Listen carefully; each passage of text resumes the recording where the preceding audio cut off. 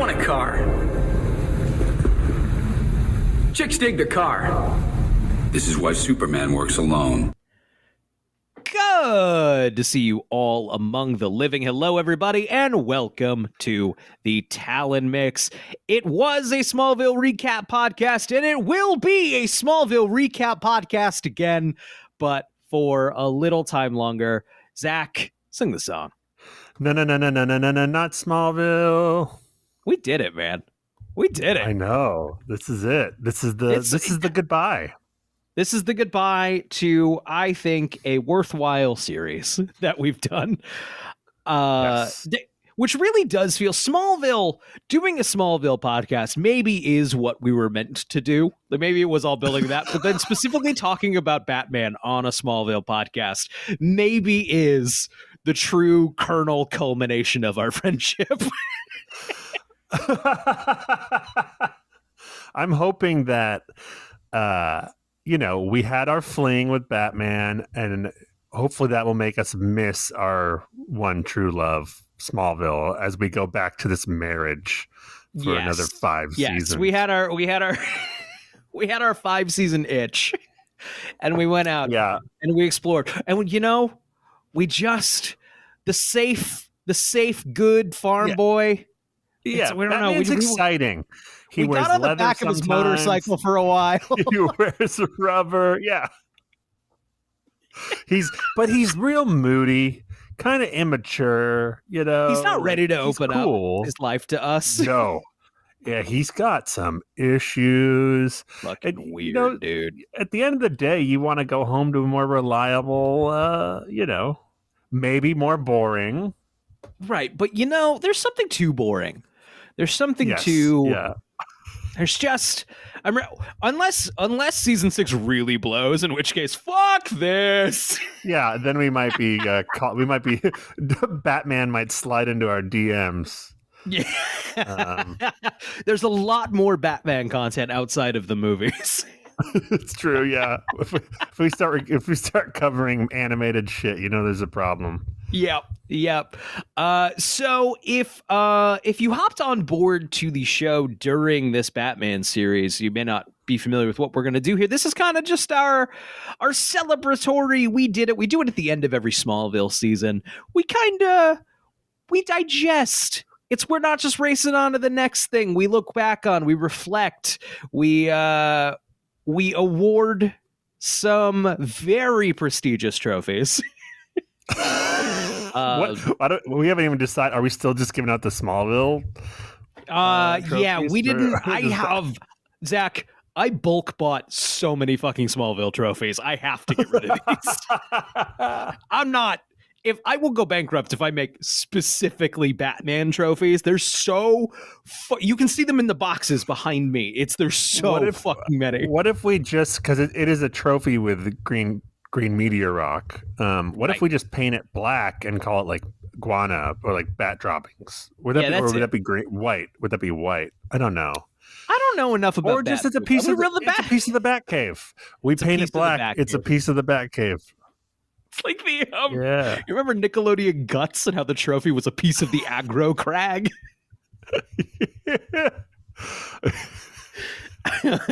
I remember the MTV Movie Awards, and it was that metal popcorn. Right.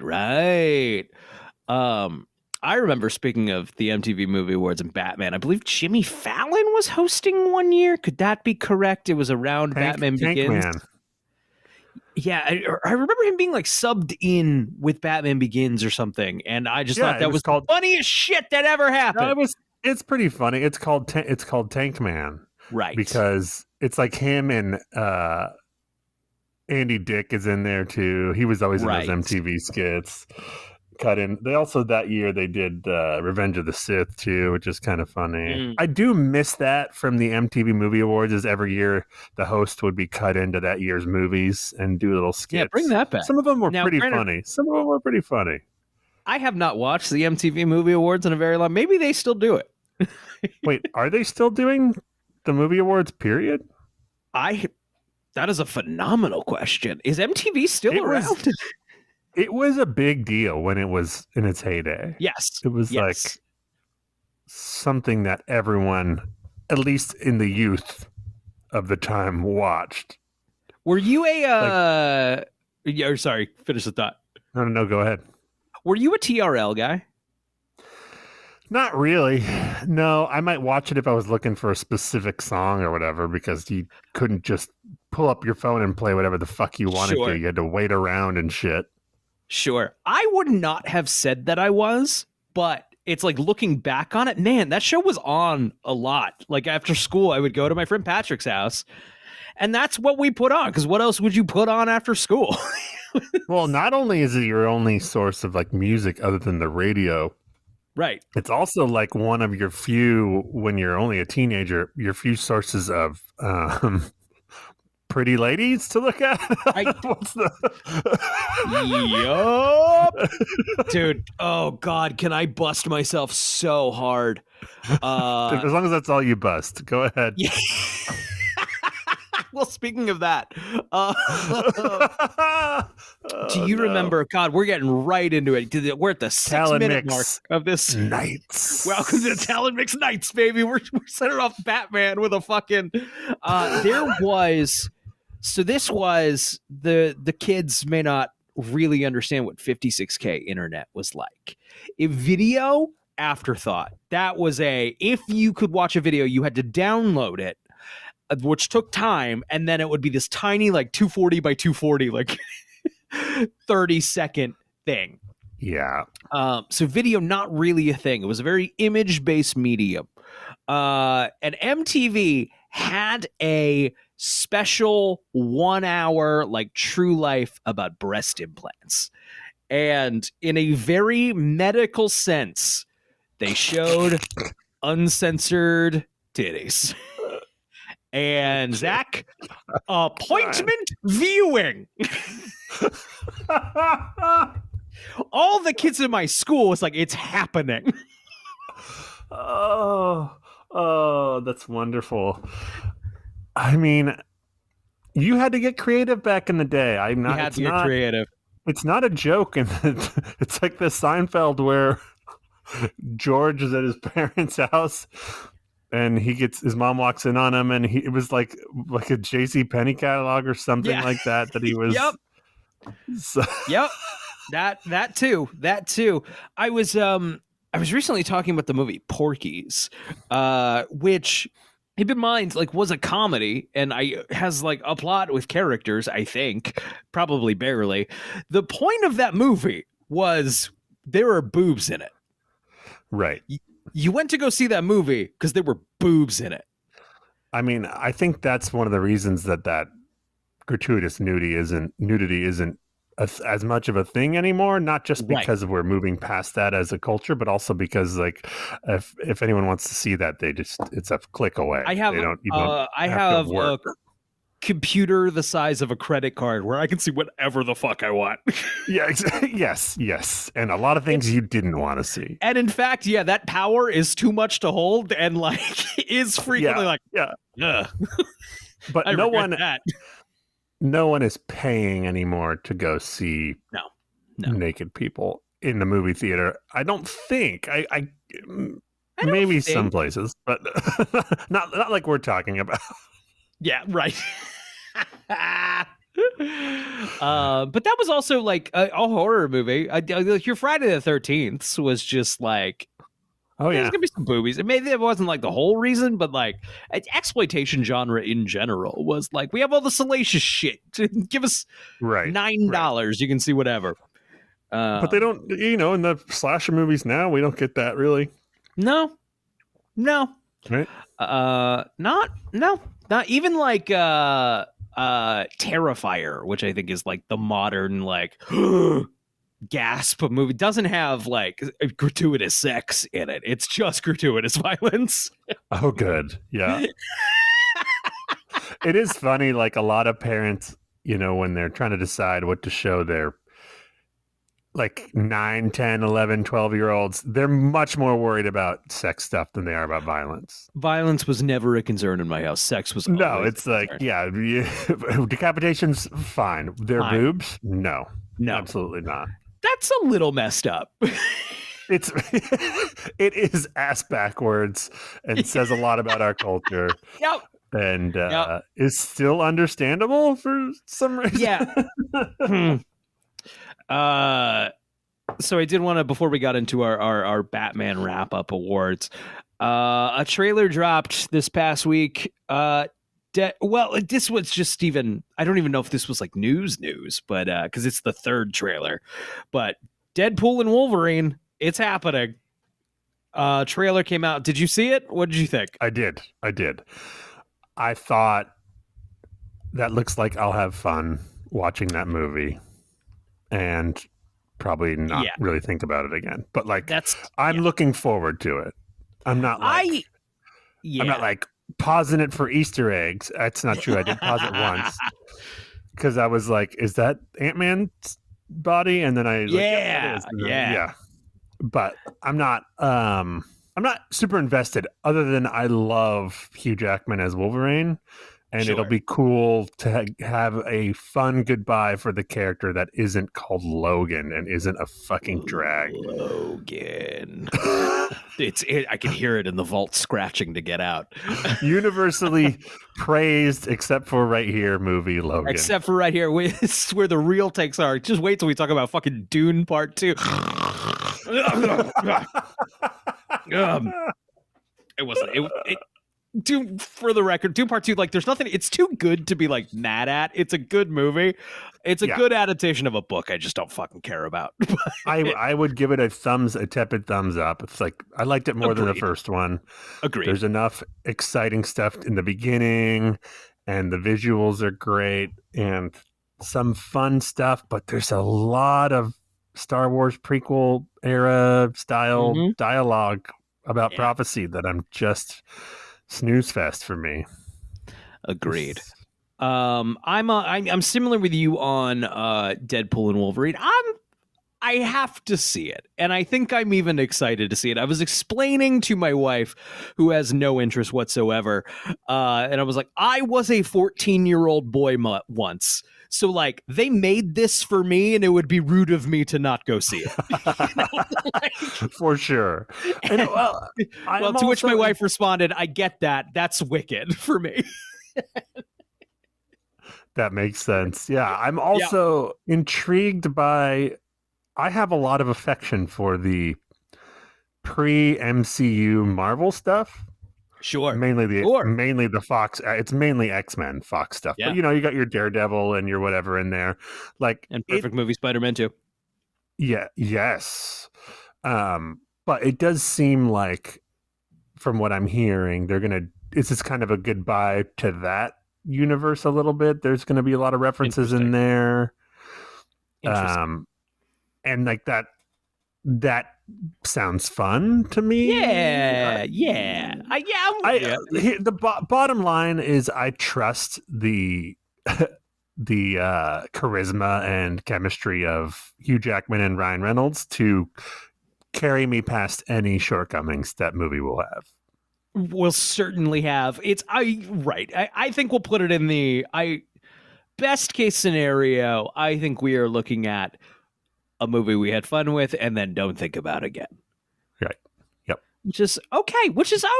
I had a lot of fun at Spider-Man, all the Spider-Mans. Every Spider-Man, the movie. I won't see it again. I had a good time. The Flash, et cetera, et cetera. All right, brother. Batman. What a ride. Yes. That was a lot of movies. That was I knew how many movies we had. And still, as we're getting, we're like, fuck, they made a lot of these. It's amazing how deep we got before it was like, oh, this is too much. It was like, oh, another good one that's different and weird. Even like Batman Forever, Batman and Robin, this is fun. I'm having fun. There's a lot to chew on here with both of like the culture where we were at from the 1960s to a couple of years ago. Batman reflects and refracts the culture, the mood. There's, like I said, there's groovy 60s Batman. There's post 9/11 Batman. There's a lot of it. Whatever the hell Zack Snyder's version There's was. muddy, boring Batman.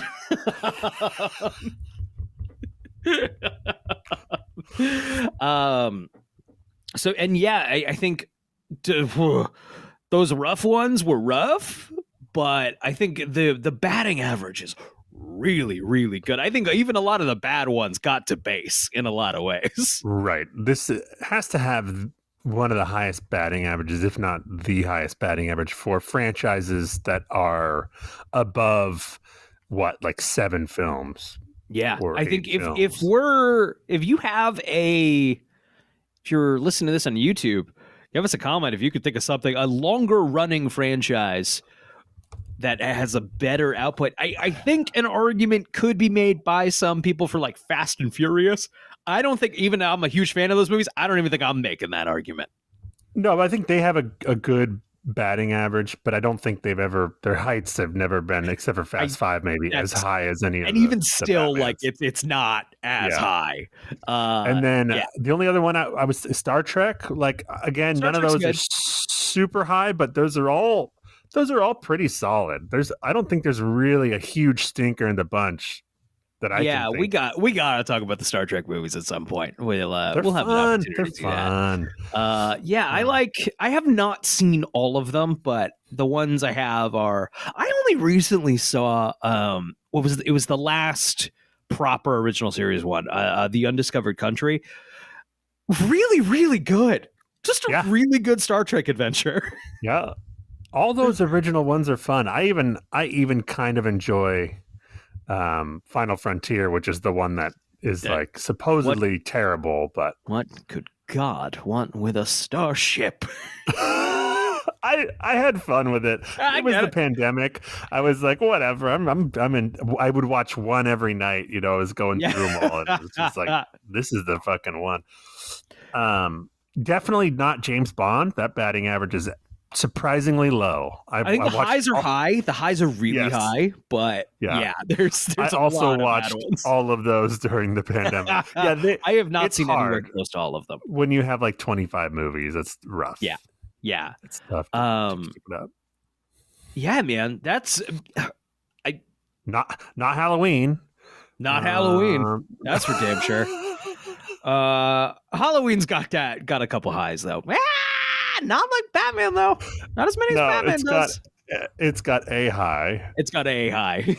And then a place in our hearts forever after. Yes. Wow. Yeah, I really struggle to think of something that's better than fucking Batman, man. Star Wars? No, I don't think the batting average. I know. Once again, I think the highs are high, but there's some lows, man. There's some real lows. Like if you say pick the 3 best movies of any franchise, then like Star Wars is right up there. It has a case, right? But if we're doing full batting average of every piece of Batman feature or every piece of Star Wars feature film, I think Batman hasn't beat. Yeah. I think the only thing is like, and you and I have had our plenty of our grievances with them on a technical level. In a vacuum, Marvel can pretty consistently get on a base. Yeah, that's true. That's true. That's a lot of movies, but that also doesn't feel in the spirit of it, because that's just like a factory churning these out in like, right. They're very consistently on base. They're like a very reliable mid-tier player. But like, they're not hitting home runs. They're not hitting grand slams, which Batman has done many times. Many fucking times.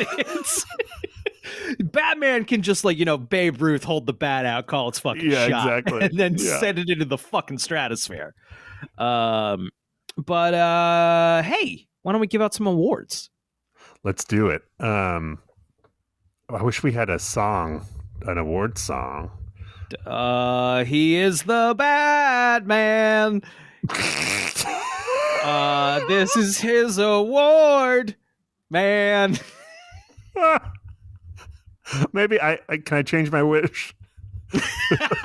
No, the monkey's paw has some.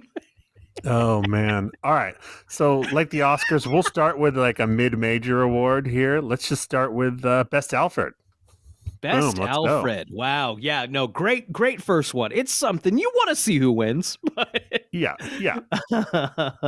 Okay. Best Alfred. Here's the nominees that I selected for us. Great. Michael Gough, Of course. from Batman, Batman Returns, Batman Forever, and Batman and Robin. The original Alfred. Longest running Alfred, I believe. Most Original for me, Alfred, I should say. I mean, sure. I don't know who played him in the show. They're not memorable for me at all. Yeah, fuck that guy. Michael Caine. Of course, solid pick. I think Nolan's going to have a very strong showing tonight. Yeah, it'll be interesting to see. It'll be interesting to see. Who knows? That's that's why we play the game. I think he would have a strong showing if we did a poll of the internet. Yeah. But you and me, we might have a little more interesting things to say. I think so. I think so too. Jeremy Irons, I thought made a fine Alfred. Wow. Yes, I think in a vacuum he is fine. He is. He's just underserved, but he had a good kind of dynamic with Affleck. It's true. It's true. I'm not mad at the nomination, but it is like, well, yeah. Well, some of these, Brian, there's only 5 possible choices. Some of these categories, so they're not all. Getting nominated is not necessarily that's reasonable. It's like best I guess song at the Oscars. Doesn't necessarily mean it was a good song. Ralph Fiennes. Sure. I think that's Lego Batman. Great pick. Mm-hmm. God, a lot of like award-winning actors. Just really. I do think that is turned into a really good, like, you can insert someone for a little clout here. Because he's got to be like British, and then you get these like really serious British actors. It's both you can do a bit of like a squeeze somebody in, or it's a great place. I think frequently someone you just really like having in. Nolan just likes having Caine in there. Reeves likes working with Serkis. It's an easy like get your butt in there role. Okay, so the last one is Andy Serkis. That's the last nominee. Yeah, I will say I really, really like Andy Serkis. I don't think he's it. I would want to see more in a sequel. Right. It's also maybe an eye for incomplete for him. It's because he's only got the one. Right. Yeah. Right. Correct. Where are you thinking?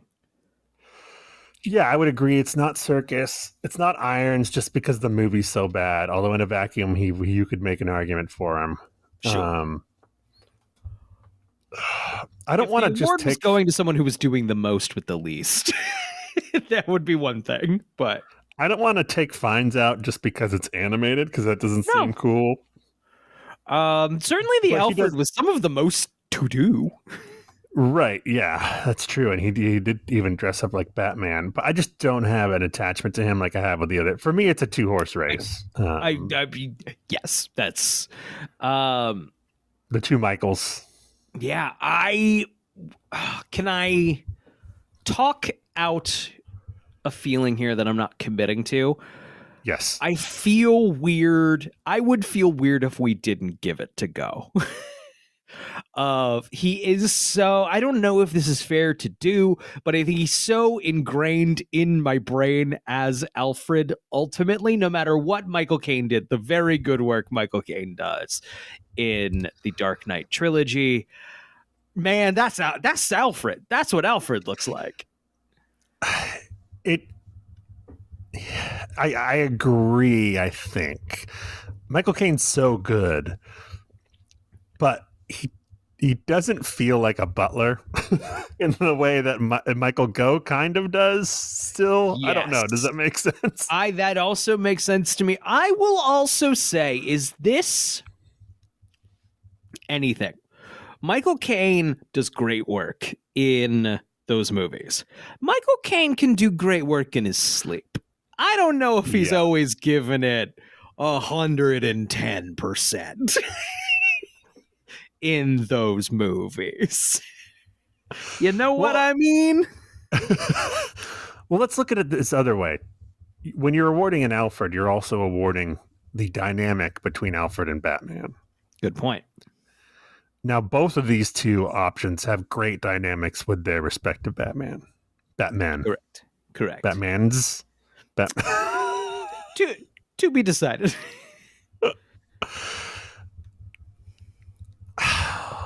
I'm just trying to think. So, him and Bale. Also, I think the plural of Batman is Batman. Kane and Bale have like a very playful relationship. It's not quite fatherly with Michael Caine. What would you describe it as? Yeah, that's an interesting. More like a friend. It's more like a friend. Just friend. A trusted kind of. There's a very strong trust there. That is, but it's not quite as like outwardly fatherly as Matt Reeves is, Andy Serkis and Robert Pattinson. But there is more of it is certainly familial, right? Closer to like maybe an uncle than like almost like an older brother. At times. Yeah. Whereas I do think Michael Gough is more his butler. He's like his grandpa. Yeah. It's like a grandpa vibe. Yeah. He's telling stories about when he's a kid. And they do have some playfulness, but it's not the same. I mean, he's the butler. Right. It's also different by Batman and Robin suddenly. It's something else in Batman and Robin. Right, yeah. It's a different universe, maybe. That's after the Flash screwed everything up. Yeah, that's it. All right. Where let's go. You know what? I'm nostalgia for me. I would go Michael Gough. Let's go. I would feel weird if we didn't. Michael Caine, my heart's not in it. As much as I love those movies and I love him in them, my heart's not in it. All right. Well, Michael Gough, I guess his descendants will have to accept this reward because he's no longer with us, I didn't have contact information to invite them, so we'll get their information later. We'll let them know. Yeah, we'll accept it on his behalf. Thank you. Yeah, yes, great. All right. So now that we got that one out of the way, now we go into like the really like kind of no one gives a shit awards. Right. These have a timer on them, I think. Yeah, exactly. Best sleazy cop, politician, or government official. Oh, baby, yes. Yes, baby, yes. Brian doesn't know these categories, just by the way. I'm hearing them for the first time. I've done no prep for this episode. Okay. Best sleazy cop, politician, or government official. We got Eggheart from Batman 89. That is where you've been spending your nights. The really like greasy, disgusting, dirty cop who works for the Joker's boss, Carl Grissom, who the Joker doesn't like. He ends up shooting. Eggheart, think about the future. I have a big soft spot for this guy just because he's such a sleazeball. He is like the definition of sleaze. This is the Harvey Bullock honorary award, right? Like they're all kind of Bullock. I almost put Bullock on here, but he's not a bad cop. He's a good cop. He's just kind of and he's not. He doesn't have the same. He more cameos in that film than as opposed to the series. So he's an honorary mention, I believe. Like this is the Bullock award Bullock-esque. Yeah. The only other one on here that would give Eggheart a run for his sleazy money is, in terms of appearance, is Flass, Gordon's partner in Batman Begins. I have a strong affection for this one. Can't explain it. Well, they're all like falafel. Oh, you gotta love a guy. You love roles in movies where someone just throws themselves into being nasty and terrible. Yep. It's like, Yep. oh, it's great. Yeah. Okay. You don't like falafel? Fucking asshole. Judge Faden from the same movie. A good one. A good Bad one. Judge. He only Bad appears Judge. he only has like one scene in court, and then he's in Falcone's restaurant, like with a woman on each arm, just like The dude looks like a sleazy Gotham City character. Just if you like. Yes, what a great cast. Do not alter your first fucking draft. That is what a sleazy Batman politician looks like. He doesn't belong in any other mob movie or anything like that would be like, nah, too much. That's a little too on the Batman. Yeah. Is fucking perfect. Okay, a lot of Nolan movie characters in here. Not surprisingly. Good movies. It's the thing. Warts. The person Warts. who famously turned on Harvey Dent. Right.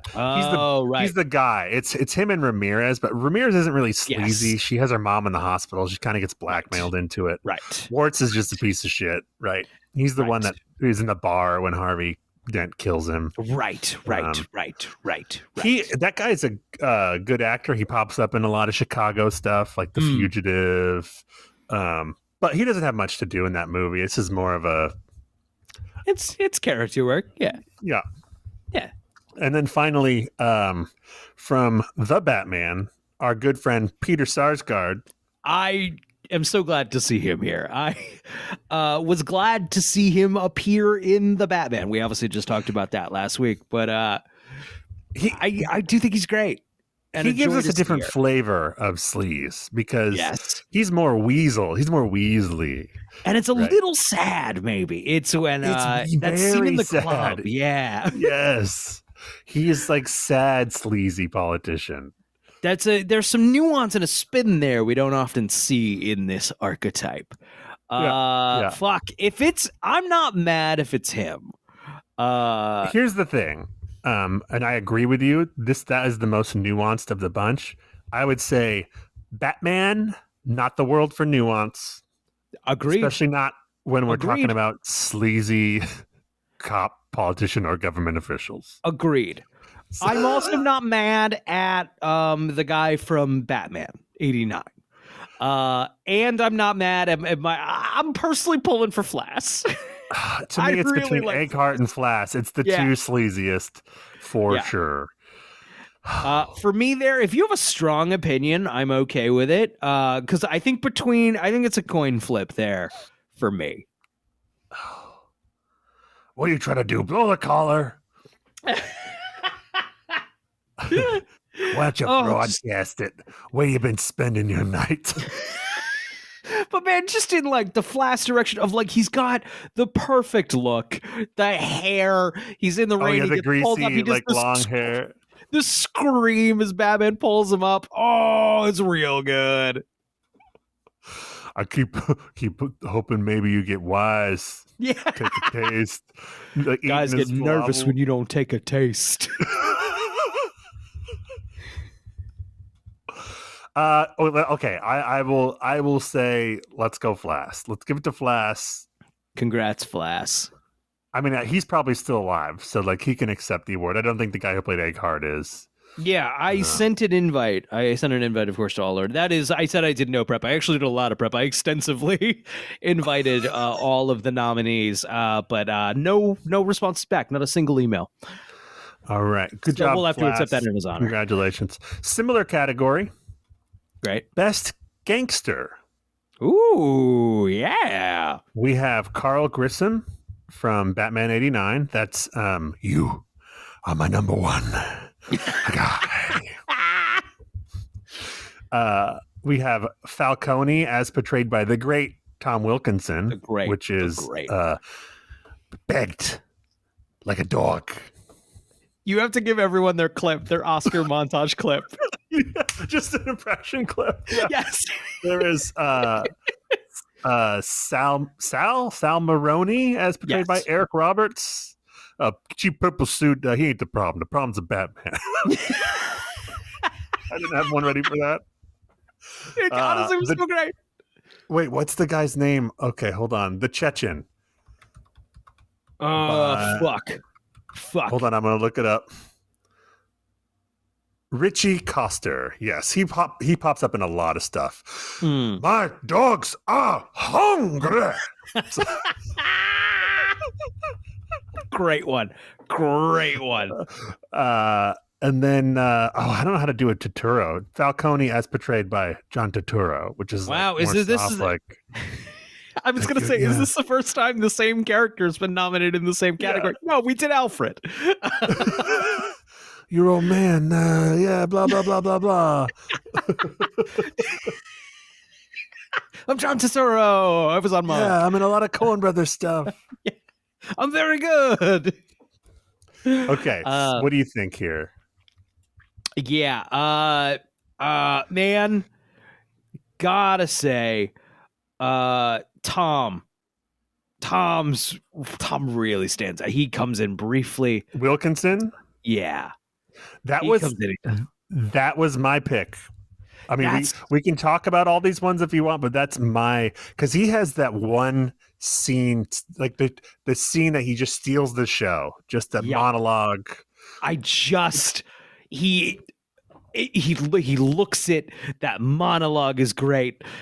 It's just so fucking good. And it's pivotal because it sends Batman on his journey. It was like, you, Bruce Wayne, you'd have to go 1,000 miles away. Right? It's and he gets strapped to a fucking spotlight and becomes the Bat Signal. Yeah. Come on. It's true. Come on. It's just a great scenery chewing role by a great actor. It's a you can't buy. Yeah. He probably did like a week, maybe 2 or 3. Oh, yeah. And just killed it. I'm happy to give it to Falcone right now if you are. Yeah, let's do it. Let's do it. Great. Tom Wilkinson also no longer with us, so wow, I forgot about that. Posthumous okay. win. Let's see. Best Batcave. Wow. Batman 89. Batman Mask of the Phantasm. There we go. First time on the board. Batman Forever. The Dark Knight Rises. Great. And this might be a surprise. Lego Batman. Oh, wow. His is pretty fucking dope. That's a great pretty fucking dope. It's the coolest one. It is. I mean, if I had an option of which Batcave I could have. Yeah, exactly. Oh man, great nominations here. Great Batcaves all around. I will say, not necessarily from Mask of the Phantasm, but we had a Batcave from Batman the Animated Series playset.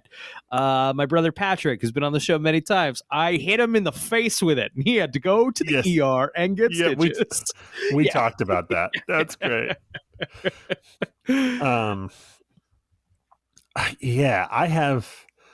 I love all these Batcaves. I really like the Batman 89 Batcave. It's hard to that's the Batcave, man. Right. It's got all the cliffs and shit. I want some cliffs. I want weird monitors. I want a big computer. I want effectively. Now, here's I guess my argument. I think Batman 80 when I think of the Batcave, I think of Batman the Animated Series. That's the Batcave in its most vanilla. That's the only other one that has all the stuff we just mentioned. But also, it's riffing on the 1989 one. That's the thing. There's a lot of these categories. Those two are basically the same. Right. Right. And not to discredit animation, not to give that show, that series, that film the credit it's due, had it not been for. Right. Also, and then there's also seeing it in live action that's just oh, it's real. They built a Batcave. Right. And you get matte paintings and shit, which we love. Yeah. And I don't think you spend a whole lot of time in the Batcave in Mask of the Phantasm. It's mainly just at that computer. Right. So 89 Forever they changed it up. It's right, but it's still I like that way it looks. It's just not. it's just a like riff one on it, room. more neon nightclub riff on it. Yeah, and it's got less like levels and caverns and shit. It's just like one. Right. Probably more realistic as a as a Batcave, but right. Well, that's not what I'm at Batman for. But no. in that note, I do think the Rises one is cool. I think they did it. It does very Nolan Batcave. Yes. Oh man, I'm humoring all this stuff. I think it's 89. I'm really struggling getting away from 89. I mean, to me, it's 89 or it's Lego, because the Lego one is just so fucking cool. The Lego one is so fucking cool. I wouldn't be mad if we gave it to Lego, but in my heart of hearts, I think I know it's 89. Yeah, let's go. Okay, 89. Congratulations, Batman 89. The Batcave is here. The Batcave has come and is currently accepting its award. Congratulations, Batcave. There's an after party. We'll get that trophy engraved. And we'll see you at the after party. Thank you for coming, Batcave. All right, let's give another kind of important one. Best non-Joker villain. Oh, great. You got to make that distinction. Yes. It's like we got a full 5 nominees for Best Joker. Yeah. Okay. Best non-Joker villain, Max Schreck, as portrayed by Christopher Walken. Great nomination. So glad he's here. The Penguin, as portrayed by Danny DeVito. Great. The Scarecrow, as portrayed by Cillian Murphy in 3 Batman movies. Yeah, wow. Most appearances? Probably. As a villain? Gotta be. Bane, as portrayed by whoever played him in No, I'm kidding. By Tom Hardy. And the Penguin, as portrayed by Colin Farrell. I'm not counting Catwoman as a villain. I think she's more. I think she's evolved more into anti-hero, yes. Roguish ally. She has her own category. Yes. She's more of a Han Solo in the Batman kind of. Right, totally. Yeah, these are all great picks. This is a tough one. Give me a quick rundown really again tough. of who we got. Max Schreck, Penguin 92, Scarecrow, Bane, Penguin Colin Farrell. I love Cillian Murphy in those movies. I think he's great. I don't think it's him. He would be the first one I would strike out too. I think, yeah. He's such a small part in all 3 movies. Right. Glad he's there, but I don't think he's it. I think Cillian Murphy would agree with that too. Yeah. Probably. He didn't write a speech. No, he actually didn't even show up. Yeah. He's filming another movie right now. Yeah. He's prepping for 28 years later. Right. So I really, really like Colin Farrell in the Batman. I don't think it's him. I love him. Give me another movie. Give me another movie with him. Yeah, exactly. I love him in that movie, but he's not even really a villain. Right. He's like a side gangster guy. I mean, he could have been in Best Gangster. If he was not the Penguin that we know is going to be a thing, yes, he probably would have won that gangster category. Right, yeah. Okay, so Scarecrow, the Colin Farrell Penguin are gone. I really like Max Schreck. I really like Max Schreck. I really like Danny DeVito's Penguin. That's where I'm currently really, really stuck. I would love to give it to Max Schreck. I would love to. Oh, that weird little fucking sewer freak. Like, it's such a performance. And okay, we can't forget about Bane. It's real hard to like. Yeah, fuck. Bane, talk about a character people didn't really know. And then through that performance, through that interpretation of that character, making Bane now a top tier Batman villain. Right, and not even just amongst Batman, like ordinary people know the Bane voice, right? Right.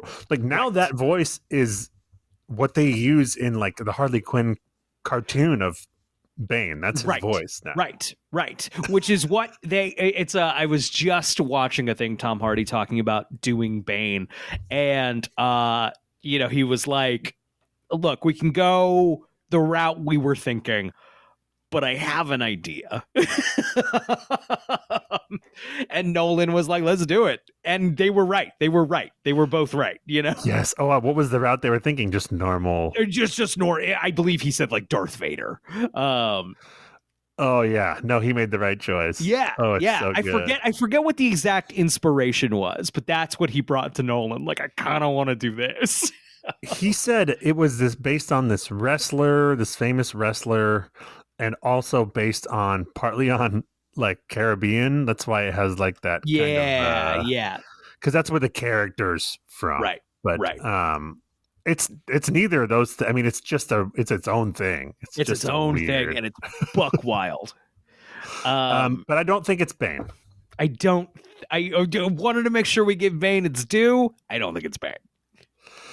The argument for Shrek is that he represents the most realistic kind of villain, a villain we still are dealing with, sadly, right now in the world. Mm-hmm. The shitty billionaire, sexist, the anti-Bruce Wayne in a lot of ways. Yeah. And it's the great Christopher Walken.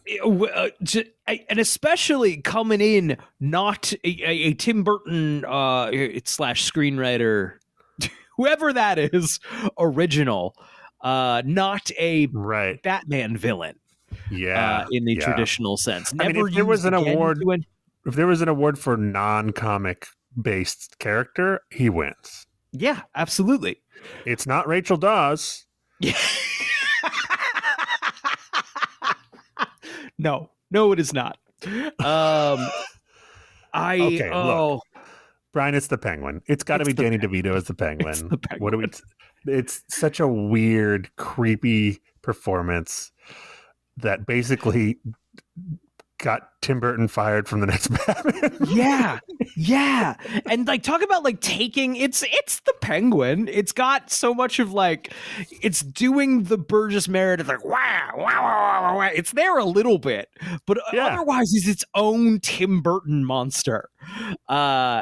That works is also, I mean, that movie is very much, let's take Batman and put him up against the anti-Batman, and he is much more than the Joker, the awful evil mirror image of Batman. Well, that's that whole movie is all the characters kind of are, right. You got the Max Schreck is one version, Catwoman's kind of another thing. Right. Oh, that movie's fucking good. That'll come up again in the best picture race. Fuck, man. I'm really remembering how fucking good Batman Returns is, dude. All right. So that's going to Danny DeVito. It's Danny DeVito is not here, which is probably good. Our stage here has a lot of stairs, and we did insist. Danny DeVito was interested, but then when I replied, like, can you come in the costume? He didn't respond to that. So best go figure. Bat chase.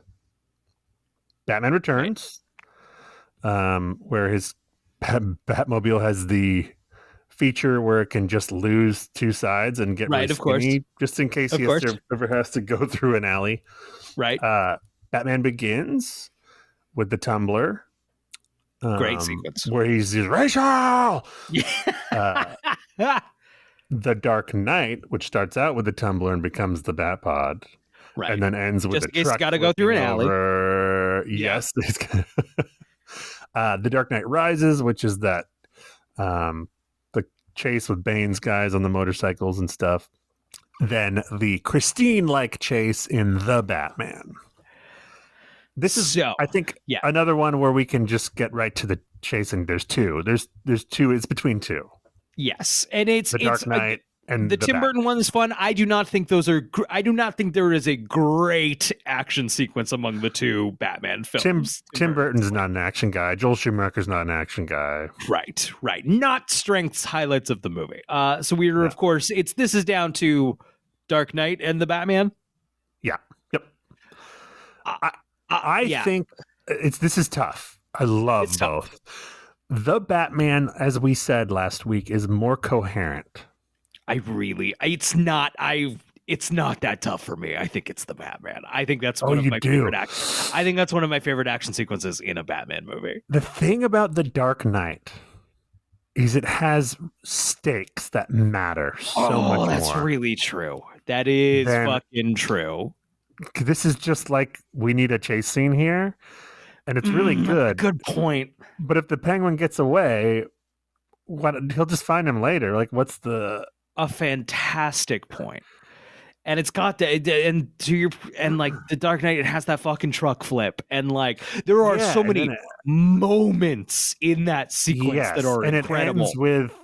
It ends with the amazing hit me. Yeah, the showdown there. I want you to do it. I want you to do it. I want you to do it. Fuck. So, I think maybe you just swayed me. I was gonna put up a fight, and I was like, no, I'm gonna fight you one. Fuck, that one's really good. Because last week we were both like, I think it might be the Batman after watching that. But then I thought about it. Yeah, and let's also... I don't know if I'm as hard watching that chase as I am watching the Dark Knight one for the first time, if that makes sense in a really disgusting way. No, I get it. No, trust me. Yes, I also watch Batman movies generally aware of the state of my penis. It's... Yeah, fuck, dude. I think you're right. You know what? Let's not question it. Let's give it before I change my mind. The Dark Knight, even though it's less coherent, The Dark Knight is going to win Best Bat Chase. Nolan's movies as a whole aren't that coherent. It's just vibe and moments, and like, yes, he hits they the all moment. Fucking work, man. The moments, man. Christopher Nolan is not here, but he has set up a truck to rig, and it's not going off. It's not going off. Okay, it's fine. We got to move on. We got to keep it going. Best bat fight. Okay, this is an interesting category. Not a lot of great ones. Batman 89. There is a wonderful church tower fist fight between Batman and one of the Joker's henchmen, which I really like, but I remember in our episode you didn't even remember, so I don't think it's going to win, but I remember walking up all those stairs. Got to be really tired, too tired to fight at that point. I'm Batman. I'll beat you up in a minute. The Dark Knight Rises, Bane versus Batman 1. The Dark Knight Rises, Bane versus Batman 2. I haven't thought about that one yet. Batman v Superman Dawn of Justice. Batman v Superman. Wow. A nomination. I just feel like that has to be there. I don't think either of us likes it. We'll talk about it. The Batman versus the Riddlers. All those Riddlers henchmen. Yeah. The stadium. I think is that all of our nominees? I think that the Matt Reeves might be the best action director in a vacuum. I think Nolan brings more gravitas and more feeling into it, but I think if we were to pinpoint what's going on in this scene, Reeves is the tightest, the best. Agreed. But we'll get back to Nolan. It's not Zack Snyder. It'll never be Zack Snyder. No, it's not. I know that a lot of people, even who don't like that movie, would cite that as a good fight scene or the highlight or whatever. I think it's boring. I don't think it's good at all. I have nothing good to say about it. We shouldn't spend too much more time ripping on that movie because we already have. But there's no stakes. It's all nonsense. Bad. They're fighting for no reason. They're fighting because they're both idiots. Superman doesn't want to fight him. He's trying to avoid the fight. It's just Batman beating him up. He's just mugging Superman. Bad. A lot of slow motion. Yeah. Boo. Boo. Yeah. And then just Yeah. The finale of Batman 89 is good, I think now, but like I think this is a race between two Christopher Nolan scenes. I do too. And I could go either way, but I will make an argument for one over the other. I also will make an argument for one over the other, and I wonder if they're the same one. I have not been impacted in a movie fight scene maybe ever as much as I was when Batman got his ass kicked by Bane. Oh wow! Hold on. Okay, go. Batman. Go. There's an argument for both. Yeah, but Batman getting the shit kicked out of him actually affected me in a way that's almost embarrassing. Sure. Because for 2 movies, this guy has indestructible, basically physically. Yeah. And when he's got the suit on, he's Batman. He's like, it's not just those 2 movies. It's like all the movies before that, the cartoon. He's very seldom physically vulnerable. But when he's getting the shit kicked out of him by Bane and he's like crying out in pain, like, yeah, I was like, oh, this is just a grown man in a silly costume. Yeah. This is just an old man in a silly costume getting the shit kicked out of him. I don't know. So that's the argument there. It was very effective for me. Yeah. Yeah. The other argument, the other side, which I'm sure you're about to make, is like, have I ever been like standing up out of my seat cheering a guy on more outside of a Rocky movie? 4 fucking a.m. when that scene rolled up in my fucking theater because I caught the later. I didn't even catch the midnight showing, and I am like on a jolt of fucking like I just chugged 3 coffees. I'm like, yes, kick the shit out of him. I think that's literally what the audience did, yeah, and like and applauded when he kicks him through the window. I don't know if The Dark Knight, which I think is a better movie than Rises, probably. I don't know if it has a higher high than that. I mean, it's a different kind of high. It's a different kind of feeling. Yes. It's literally a sports movie. It's yes, like, that's exactly what it is. Yeah, we did it. Fuck you, Bane. Go for the mask, Batman. Go for the mask. I think, okay, here's my argument. I think you very eloquently and you were very articulate in why Batman v Bane 1, I think, is a great contender and easily could walk away with this award. Man, in the year of our Lord 2024, can we get a win? Can we get a win, Zach? Can we get a fucking win? Can we go on a high note here? Can we go with the positive, fun, good one? We could, and I'm prepared to cede my top choice. But my last argument or question for you is, sure, is that a better fight scene? Oh, fuck yeah. Fuck. But you could also argue that the first one isn't really much of a fight. It's just Batman getting the shit kicked out of him. Sure. But yeah, I mean, and it does a lot. I mean, it's doing better character work probably than the second one, which is just sports movie. Let's win the game. Fuck you, Bane. Yeah. I'm willing to. It's tough because you can't have one without the other. Right. You can't have. If you feel really passionate about, they're both so good. If you feel really passionate about number one, I'm totally okay with that. I'll take it. Yeah, I'll take it. Let's go number one. Yeah. Let's go number one. I wish they could be co-winners. It's hey, one of them's got to win. I don't think there's any shame in second place. I'm pocketing a 1 for I feel real passionate about. Yeah, for sure. Hey, you got Flass already. I got Flass. No, it's not the same level. The Ham Sandwich Award. Okay. Who hammed it up the best? This is a good category. This is a great category. I'm so excited. Jack Nicholson. I mean, man, I had to come up with a way of rewarding the earlier Batman villains. Jack Nicholson, Jim Carrey, Tommy Lee Jones, Uma Thurman, or Tom Hardy.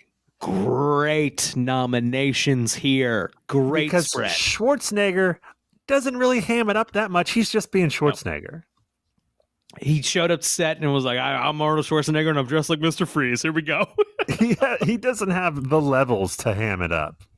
No, and like hamming it up requires more than like if you do not see Arnold Schwarzenegger's face in that shot, he is not in that fucking armor. Right. And there's a commitment to hamming it up. Yes. Jack committed. And I want to be clear, this is not an insult, this award. This is not a hamming is not bad in this circumstance. It is what is required for these movies that we're talking about. It's Batman. It's pretty fucking dumb.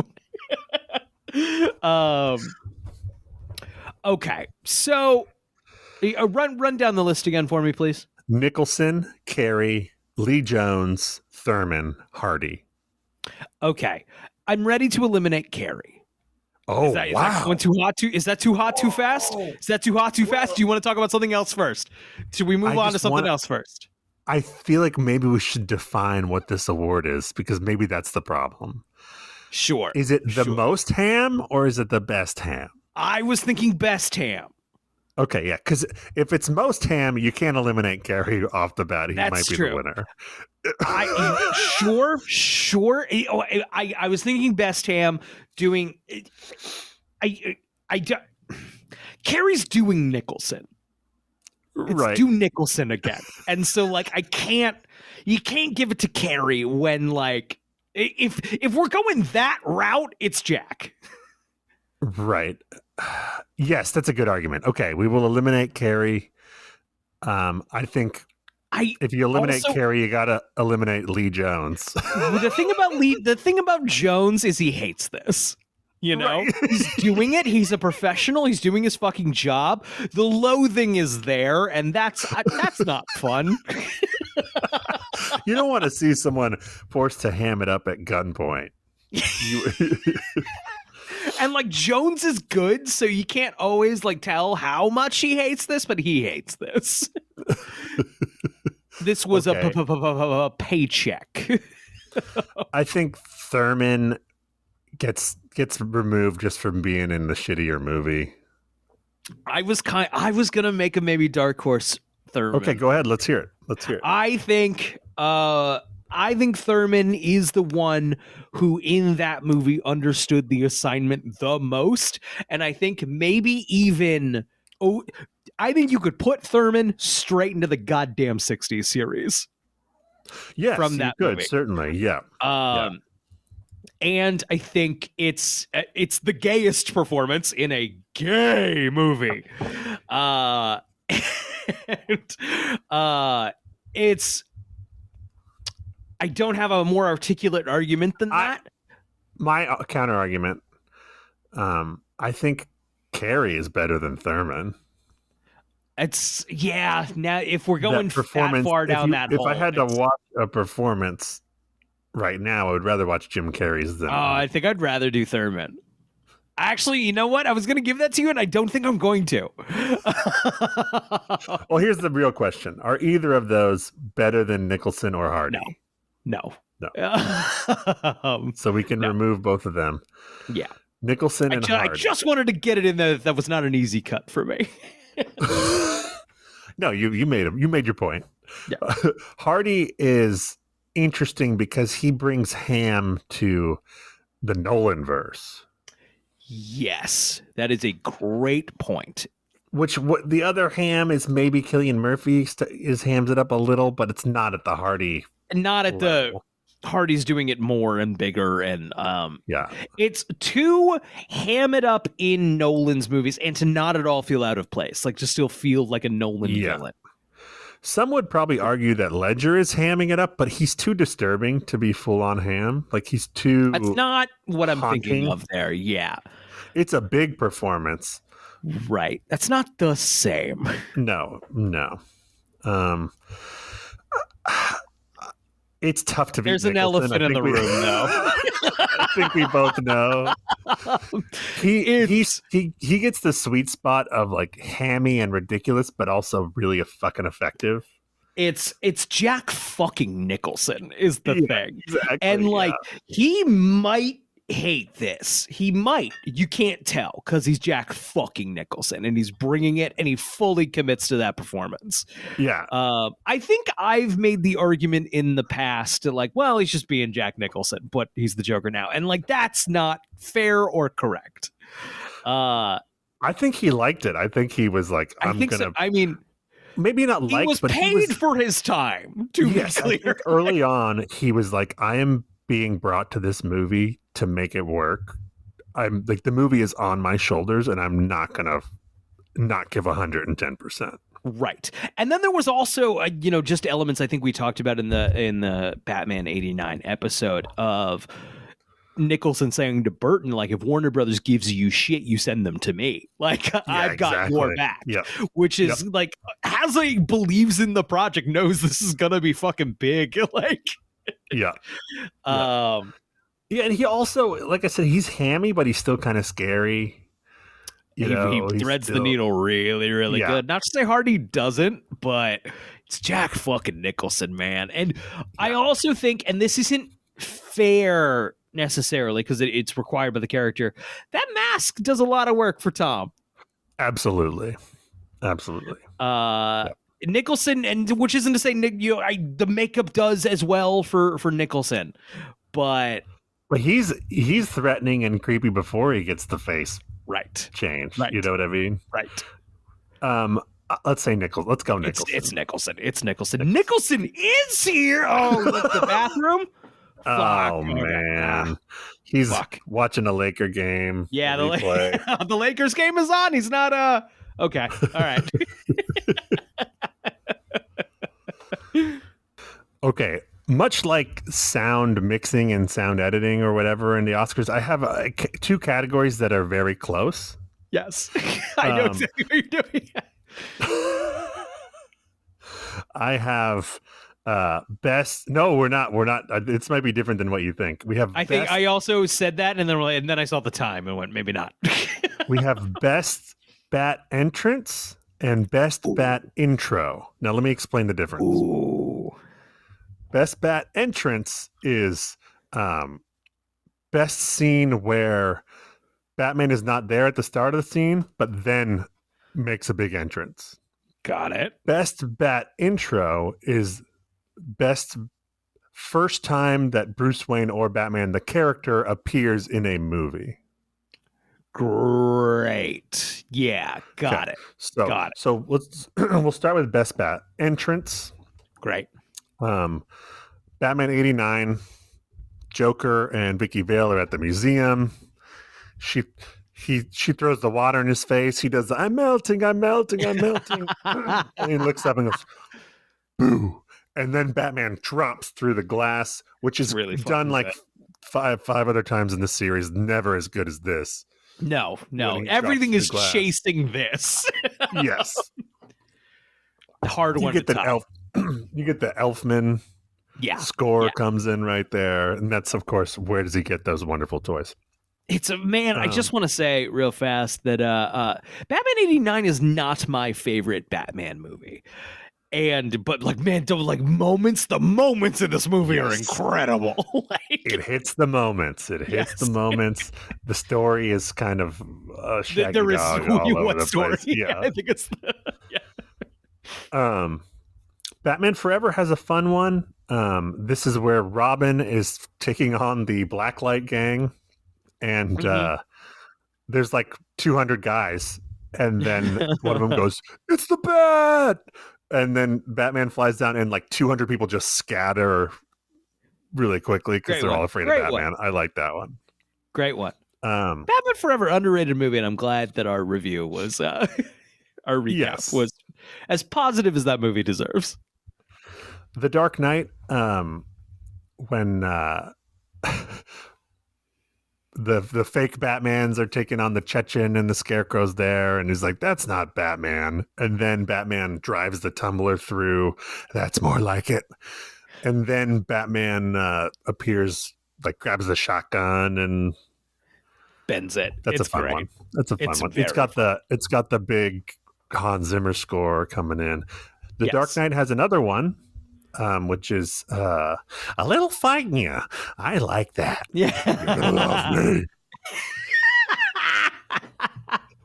Great one.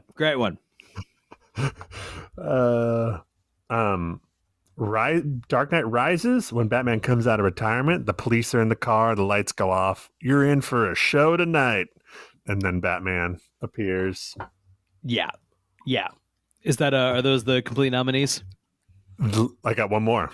Great. The Batman, the stadium roof, which we didn't talk about in our recap. I love that Batman blows up all that glass, which falls on all those people. Yes. To make his entrance. Yes. But it's a very exciting moment, and the Michael Giacchino music comes in, and so those are the nominees. We got 6 nominees there. Can I say I'm gravitating more towards the bigger, the grander ones rather than the Nolan like surprise Batman's here. Yes, agreed. It's yeah. I think it's Batman 89. If we could save some time. Let's just save some time. It's Batman 89. It's the one all the other ones are like doing. Yes. We're all trying to catch up to Batman 89 in that category. Right. It's Batman 89. This one's going to be tough. Best Bat Intro. And this doesn't have to be Batman. This could be Bruce Wayne as well. It's the first time we meet the character in a movie. I know what my pick is already, but we'll I know what everyone there do. But I know what we're gonna both pick, but there's a lot of good ones here. Is what I'm trying to say. Yeah. Batman 89 has a fantastic one. The classic "I'm Batman." Yes. What are you? I'm Batman. I want to tell your friends about me. Incredible. So good. It's like the most Batman-y one because it's like 2 low-lifes, mug a family. They're counting their money up on the roof. Batman comes down. That is the scene that I show of if you're like Batman in movies in the Oscars, general Batman, but that's the bit you show of Batman. Totally. But it's might not be my pick. Batman Returns. I think this is probably the front runner. Yeah, I call it Lonely Billionaire. Yeah. Of course, we've had 15 minutes of movie, maybe 20, with the Penguin and with the mayor and all this shit going on. Then we cut.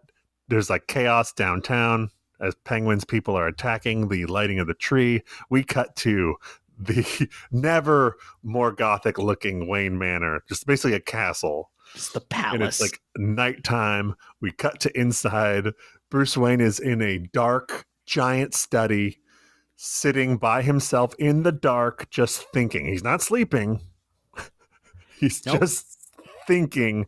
Looks bored. He's just bored to tears, sad about his parents. And then the bat signal goes on, and he comes to life, and he says, I have a reason to live now. Listen to the passion in Zach's voice as he describes that fucking scene. And it's so good. I mean, it tells you everything you need to know about that. Character. If you've never heard of Batman before, you fucking get it. Right. Especially in that very broad operatic sense that Tim Burton is going for. The 89 one encapsulates Batman in action the best, but this one tells you about the character of Bruce Wayne. Yes. The best, which is this guy is nothing without being Batman. That's what otherwise he's just sad in his giant castle. Yes. I mean, specifically the Keaton take. Yes. Okay. See, these are good ones. Batman Forever. I'll get drive-through. It is fun. It is. I mean, it is fun. It's hard to follow fucking the Returns one, but it's fun. That one also tells you everything you need to know about the movie you're about to watch. Right? It's hey. Very true. So there's we told you right up front what we were doing here. Right. Yeah. We're having fun. Right. I know you saw that in a McDonald's commercial, but it's actually in the movie. They were using a clip from the movie. This is not something we filmed for McDonald's. Batman Begins has a fun one where he's he's in prison beating up the guys. Your practice, and then they tumble down the hill, and then they take him away and throw him in the cell. Why are you putting me away? For protection. I don't need protection. Yeah. Protection for them. Yeah. It's good. It's a really good scene. The Dark Knight, this is the repeat from last time. It's the tumbler. It's, I'm not wearing hockey pads. Right. And then the last one, the only non-Burton one I think actually in the running would be The Batman. Yeah. I'm Vengeance. That's so good. I mean, we just talked about it, but because it's scary. He's coming out of the darkness. You're like, ooh, these guys are in trouble. And like obviously we just talked about it, but then I love the idea that the guy he just saved doesn't know that Batman's not going to kick the shit out of him too. Yeah, exactly. I think that's so good. What's going on? Yeah. Maybe this guy is just going to beat the shit out of everybody he sees. Maybe that's his fucking thing. Like, yeah, he's one of them. He's one of these fucking goons. He's got a bat costume on. Not a cool normal guy. I mean, like in a world where Batman isn't like a culture thing, like like it'd be like if you and I saw a guy dressed as an aardvark in the middle of the night walk out of the darkness or something. I'd rather not. I gotta go. It's time to go home, probably. Pretty much any animal costume someone walks out of the darkness, that I'm gone. I'm gone. Because like best case scenario, we're like a little too close to like a furry convention. And no, exactly. Like, yeah, that's and hey, go have your fun. Whatever's up with you guys, great. I gotta go though. I've gone to the wrong part of town. Okay. I think we know which one that is. Lonely Billionaire. Batman Returns. It's so, and I think it's exactly to your point. Everything about the character. It's so, anyone who says like, there are people who don't like that bit, and they're so wrong. Oh, what? Who doesn't like that bit? I've heard some nitpicks in like the cinema sins kind of way of like, oh, so he just sits there and he waits. Yes. That's the fucking point. Okay, yeah. Well, I'm not going to talk about that. It'll just make me mad. Okay, best non-Catwoman love interest. Ooh, great. This is 6. We got to get this granular because, like, there's a lot of good stuff, but, like, also there's an obvious answer. There's 6 because I wanted to list every single one. Vicky Vale. Oh, no, every female character who's not Catwoman. This is the most damning part of this episode for the people who made these movies. The list I'm about to list off. Vicky Vale from Batman 89, Kim Basinger. Andrea Beaumont from Mask of the Phantasm. Great. Also turns out to be the Phantasm. Spoiler. Dr. Chase Meridian from Batman Forever. If there was a horniest ward. I was going to say her character trait is that she's horny for Batman. I do love the just how horny she is for Batman. Yeah. It's just, yeah. Nicole Kidman is somehow doing drag in that movie, and it's amazing. Here's a name I had to look up. Julie Madison, which is the character portrayed by Elle Macpherson, who does appear in Batman and Robin, I'm told, though I can't remember it.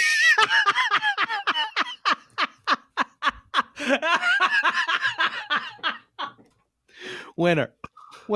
The front runner. Has there ever been more of an afterthought character in a movie? No. Which is sort of beautiful for Joel Schumacher. Just like, I do not care about you. It's a joke that she's there, right? Joel Schumacher's laughing a little bit that she's there, I think. Okay, we got 2 more. Are you ready? Yeah. It's going to blow your mind. Rachel Dawes, as portrayed by Katie Holmes. Okay. Or Rachel Dawes, as portrayed by Maggie Gyllenhaal. I do completely agree they are different. These are different nominations, and neither of them are going to win. No. Neither of them are going to win. If I had to pick between the 2, I might pick Katie Holmes, but I don't know, but there's neither are it's great. A lot. No, if you'd asked me in 2008, I would have been like, it's obviously Gyllenhaal slam dunk, no question. Now it's like she's a better actress. This character just kind of sucks. Yeah. There's just not a lot to do here for anybody, actually. No, I'm glad she got more there. I've seen more movies now. Right. And we also are not like 20-year-old men anymore. So like we have like we're more aware of like, oh, that's a character created for teenage boys.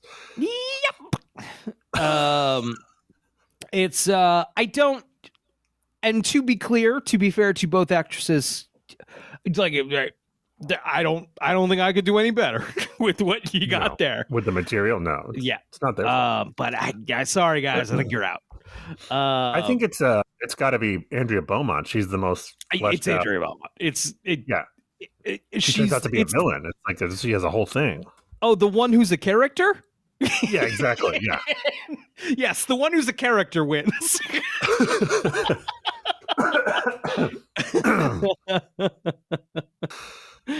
has her own goals and like learns a lesson through the movie. Yeah, she wins. Andrea Beaumont is not here, but I have drawn a picture of her accepting the award. So okay. Best Batmobile. Great category. Batman 66. Batman Classic. 89. Batman Forever. Okay. Batman Begins. The Batman. Some great Batmobiles. I didn't include the animated series, even though I love it, because it's basically 89, only a little bit more angular. Right. It's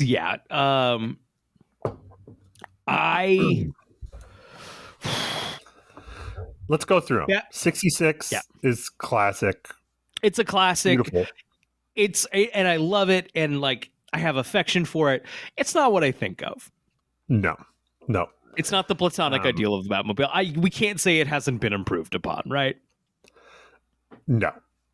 Speaking of which, the next Batmobile, it's a 2-horse race for me, and this is one of them. Batman 89. It's and like you can't take our age out of the equation here, right? Of like, this is the Batmobile, guys. Right. Also, I'm not a car guy. No. But is there a sexier car than no the Batmobile? No. Batman 89? There's I'm not a car guy. There's only one car I want, and it's the Batmobile, and it's this Batmobile. If I want to park a Batmobile on my street, I want you to know it's the Batmobile, and that Tim Burton Batmobile is the fucking Batmobile. So good.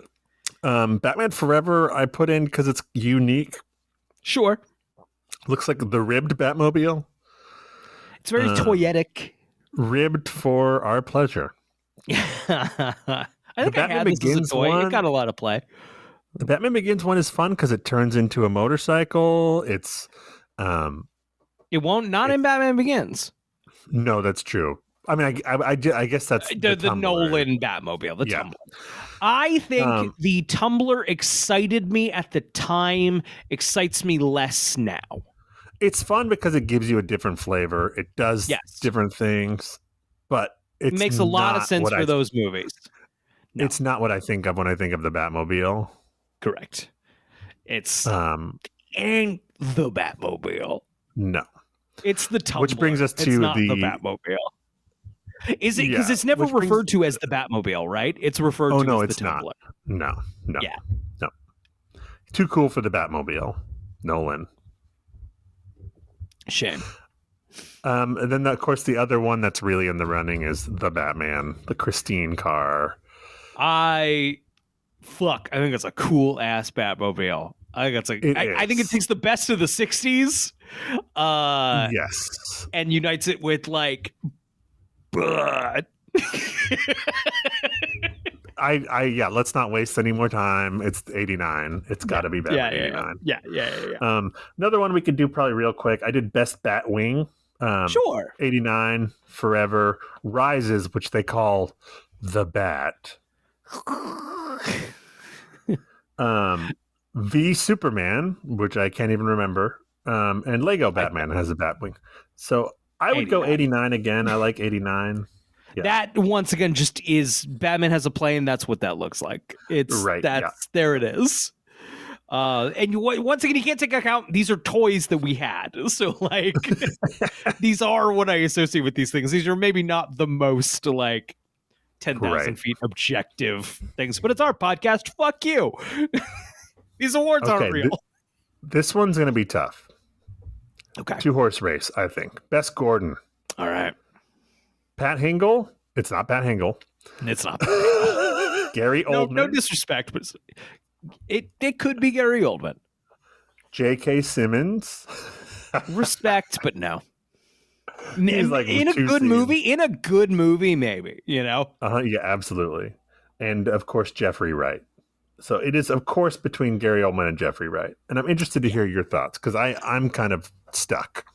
I really, really like Jeffrey Wright in this movie. I think he's a great Gordon. I think he's got a couple of great fucking scenes. Kind of like we were talking about earlier with Alfred. It's a bit of the relationship with Batman. And I really, really like Jeffrey Wright's relationship with his Batman. Yes, they're dynamic. Yeah. It's more now, of a buddy cop thing than with Gary Oldman. He's obviously the subordinate to Batman. Like he's always like, "What do we do, Batman?" To your point, yeah, I think, and I've never thought of it this way, but Batman and Jeffrey Wright, Gordon, feel like equals in their own worlds. You know, of like, I got this, I got the bureaucratic side of this covered. You're going to go do kind of what I can't because I'm a cop. Yes. Yeah. And they both have advantages in one another. And that's a really good, fun dynamic. That is a strong contender for Jeffrey Wright. I said there's a recency bias there. I kind of want to see where it goes. But I really like it. Gary Oldman, there is an emotional through line that I kind of like there.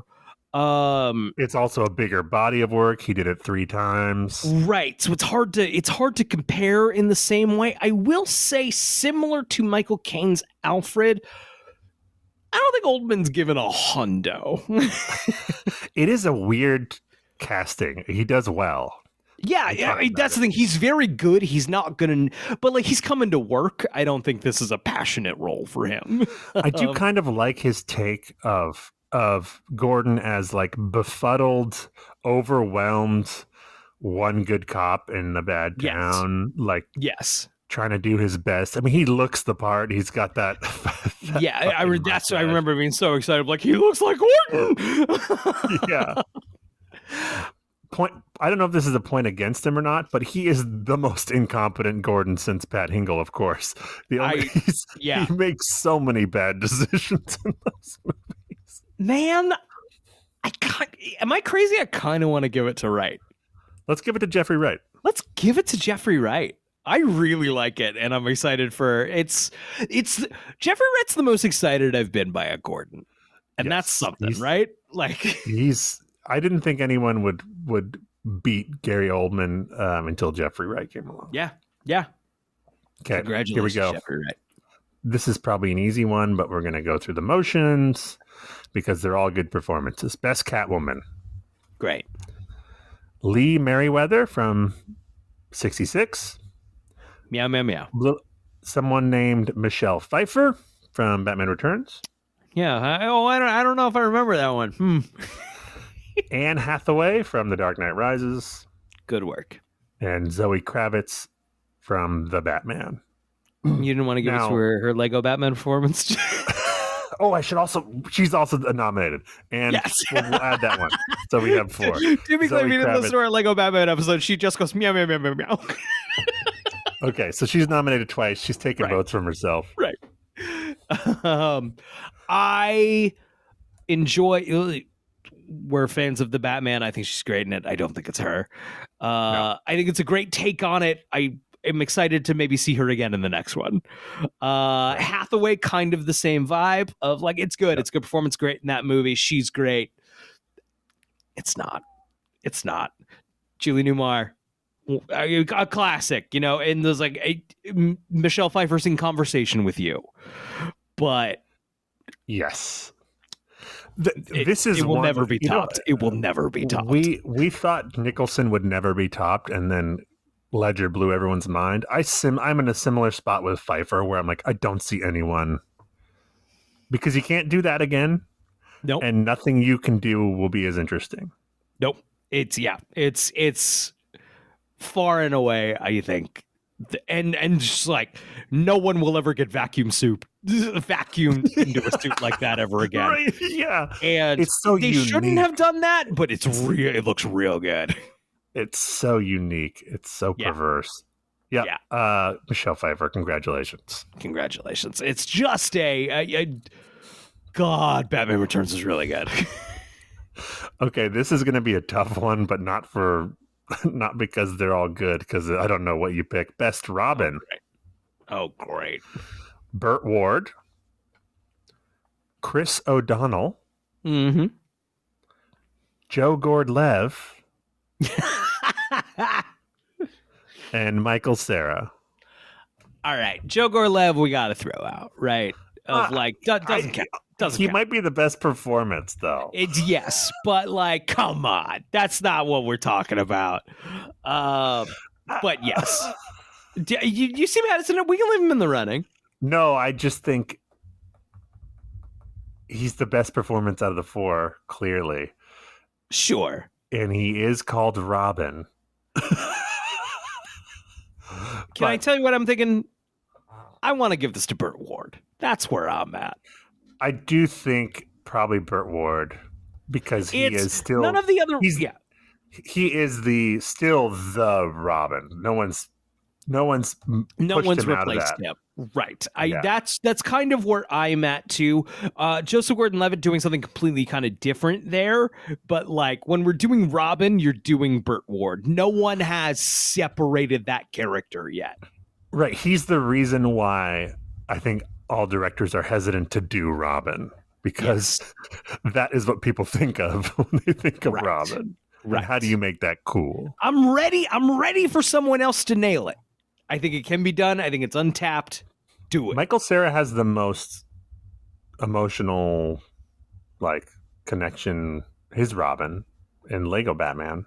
Yeah, that's true. You know what we also didn't do, and Batman's not in it, so we didn't have to. We did not do Teen Titans Go to the Movies, which is a theatrically released Teen Titans film that people liked. It has like a 90-something% on Rotten Tomatoes. But Robin is in that as a Teen Titan. And that would be interesting. But we didn't have to. Batman's not in it. So I like Chris O'Donnell. I don't think he's bad. I don't think he's bad either. I think he's doing his job there. Yeah. It is odd that he's a college student who gets adopted, but he is Bruce Wayne's man friend. I'd like to give it to Burt Ward. I have a passionate feeling on that. All right, we got only a few more, but they're all big ones. Best bat suit. Best bat suit. Here we go. Batman Returns. Yeah. Batman Begins. Yeah. The Dark Knight. Mm-hmm. Batman v Superman. Mm-mm. No. And The Batman. I like most of these bat suits. I actually, and like, truly, it's not just about the movie. I think the Zack Snyder batsuit is chunkier than I like. I don't love it. If we're chunky, and also it feels like, how do you move around? It doesn't. Yeah. I genuinely don't. I don't have a passionate opinion about it, but like, if we're comparing, I don't like it because it's the only one of them that has the coloring of the comic. Sure, that's true. Yeah, with the gray. Right. That's very true. Still a no for me, dog. No, for sure. I'm also gonna let's throw out the Dark Knight. Yeah, it's cool, but it's not It's not what I think of. No, I like the Batman Begins one better. Yes. Which doesn't look as good moving, but in those monolithic, like him standing there images, like, fuck, that looks cool. Yes. Yes. That said, I don't think it's the Batman Begins one either. It's got to be Returns or the Batman. And the Batman, I think, is a fun take on it. I think is a fun reimagining, a more handmade suit. I think it's very cool. Oh man, what does Batman look like? He looks like Batman in Batman Returns. What's Batman look like? He looks like that. Yeah, gosh, it's tough for me. I mean, I agree with you, but the Batman, I love that look. It's a great look. He's a lot more mobile. He's got the Dracula collar. Fuck, that's all. Like, being able to do an action scene is in that Batman costume is a feat. Right. I'm comfortable going with Returns. If you wanted to go the Batman, I would not be mad, but like I do think it's Returns. I mean, like just he looks like a Batman action figure, man. You know, you said Nolan's going to win a lot tonight. I think it's his Returns night. I think this is Burton's night. This is Returns' night. I think you're right. I think Burton is stealing this one. Okay, best Joker. Okay. All right. It's the real one. This, I don't think this is as foregone as people think. Yeah, no, I think there's a conversation here. Jack Nicholson. Of course. Mark Hamill. Yep. Heath Ledger. Of course. Jared Leto. And Barry Keoghan. Did technically appear in Justice League. And Barry Keoghan. Barry Keoghan's is a no. Absolute no. Obviously. Jared Leto, we cannot humor for much longer. No, that's also a no. Yeah. I mean, if you were gonna make an argument, it would have to be for Suicide Squad, not for right. Whatever that was in Justice League. But our three remaining is very interesting. Yes. You can make an argument for any of them. Yeah. I think people would be happy with any pick. People would be mad with any pick. Yes. I don't, in my heart of hearts, think it's Jack. Okay. Yeah, do you disagree? No, I don't. It's just amazing because that was the totemic for years. I know. That was not just Batman. That was like the great villain performance. It was of the best when they were doing villains. That was like top 5. It's I remember telling my dad, I'm in the car and like, oh, they're doing the Joker for Batman. I was like, they did that. Why would they do that again? Like that's not. Yeah. There's nowhere to go there. 10 out of 10 on the first try. Yeah. What do you do? I mean, okay. So let's say Mark Hamill and Heath Ledger. Hamill is pretty platonic, ideal Joker. And I love him in that movie too. How he's utilized in that movie is very good in that movie. He's just kind of, I'm going to show up halfway through and fuck everything up. Yes. And he does have a menacing quality too. Yes, it's the perfect blend of like kid-friendly villain, but like this is like kind of fucked up. Yeah. And then Ledger, of course, just burned down everything. Just burned it down. Yeah. It's hard to beat. Go ahead. So a part of me wants to pick a Hamill, but that feels like the like the more contrarian choice. That it feels like it feels like an intentional swerve when like Ledger, man. Ledger blazes through that fucking movie. I don't know if that movie's as good as it is without Ledger. It's not. No, it's and it's a great movie. Yeah. That is a key component of that. This is almost a Who Are We Kidding, even though it's all 3 great Jokers. That's how good those 3 performances are, is like, yes. Who are we kidding? Yes. I think, we needed to have the conversation, but It's Ledger. It is Ledger. All right, we'll go Ledger. Okay, there's 3 categories left. I'm actually going to do Best Picture next. Great.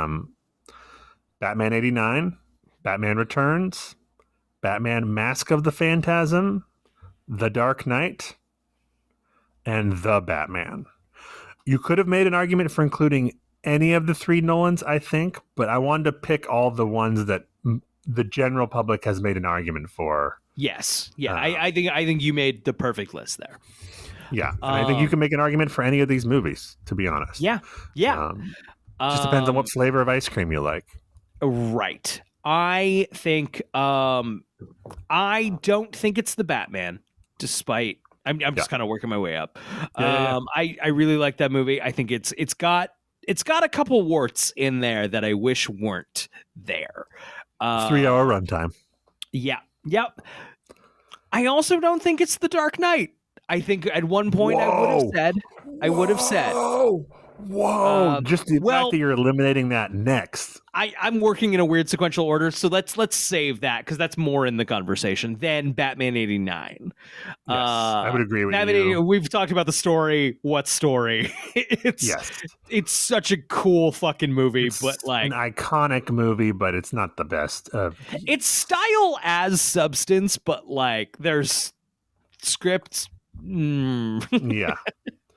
So we got Returns, Phantasm, and The Dark Knight left. Okay. Phantasm, I think, was a very pleasant surprise to revisit. I think it deserves to be up there in the conversation with these real movies. And I think the fact that the fact that I'm waiting till now to eliminate it, I hope is a strong, it's a great movie. It's a great script. It's a Batman movie that deserves to be in the conversation with the rest. At 80 something minutes, it maybe doesn't have the same texture that a remaining 2 do. I think we both probably agree about the best one. In fact, I know we do. But let's talk about it. Yes. Why do we both love Returns, and why would we pick that over The Dark Knight? I think Batman Returns has a imagination on it, the likes of which we have not seen in a major blockbuster in ever since, ever before and ever since. And I think they won't they won't let anyone do that ever again. Right. I think their fidelity to the comic books are probably similar. I don't think The Dark Knight is more accurate to Batman than Batman Returns is. And the wild swings that Returns takes and lands.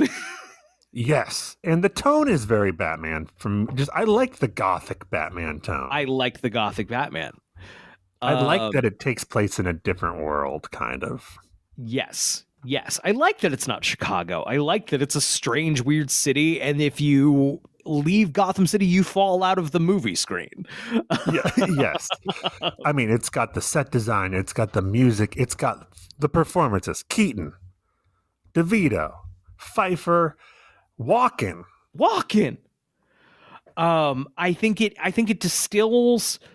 If you're going to pick the best Batman movie, right, it should also have a good Batman story. And Returns is a good Batman story about Batman. And I know there's the whole thing of Batman's not really in it. It's about Batman. Yes. I was going to say, for the people who are saying Batman's barely in it, you just need to go fuck yourself.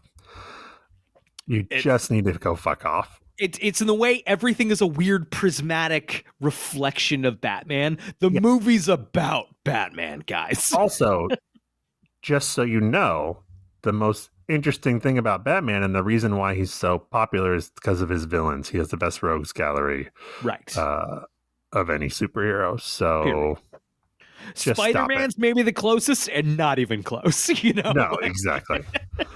This movie doesn't even contain Batman's number one villain.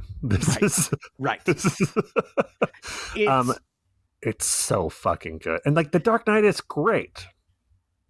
It's great. There's a reason it was a massive, massive hit.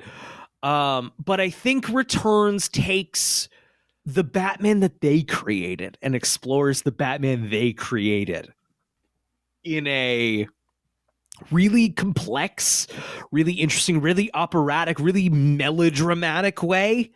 Oh man, it's Returns. Also, buddy. I go back to Returns more, and I still get a lot out of it when I watch it for the 100th time. Whereas The Dark Knight, you and I talked about, we kind of played it out. Yeah. And that's not a knock. It's just not the kind of movie.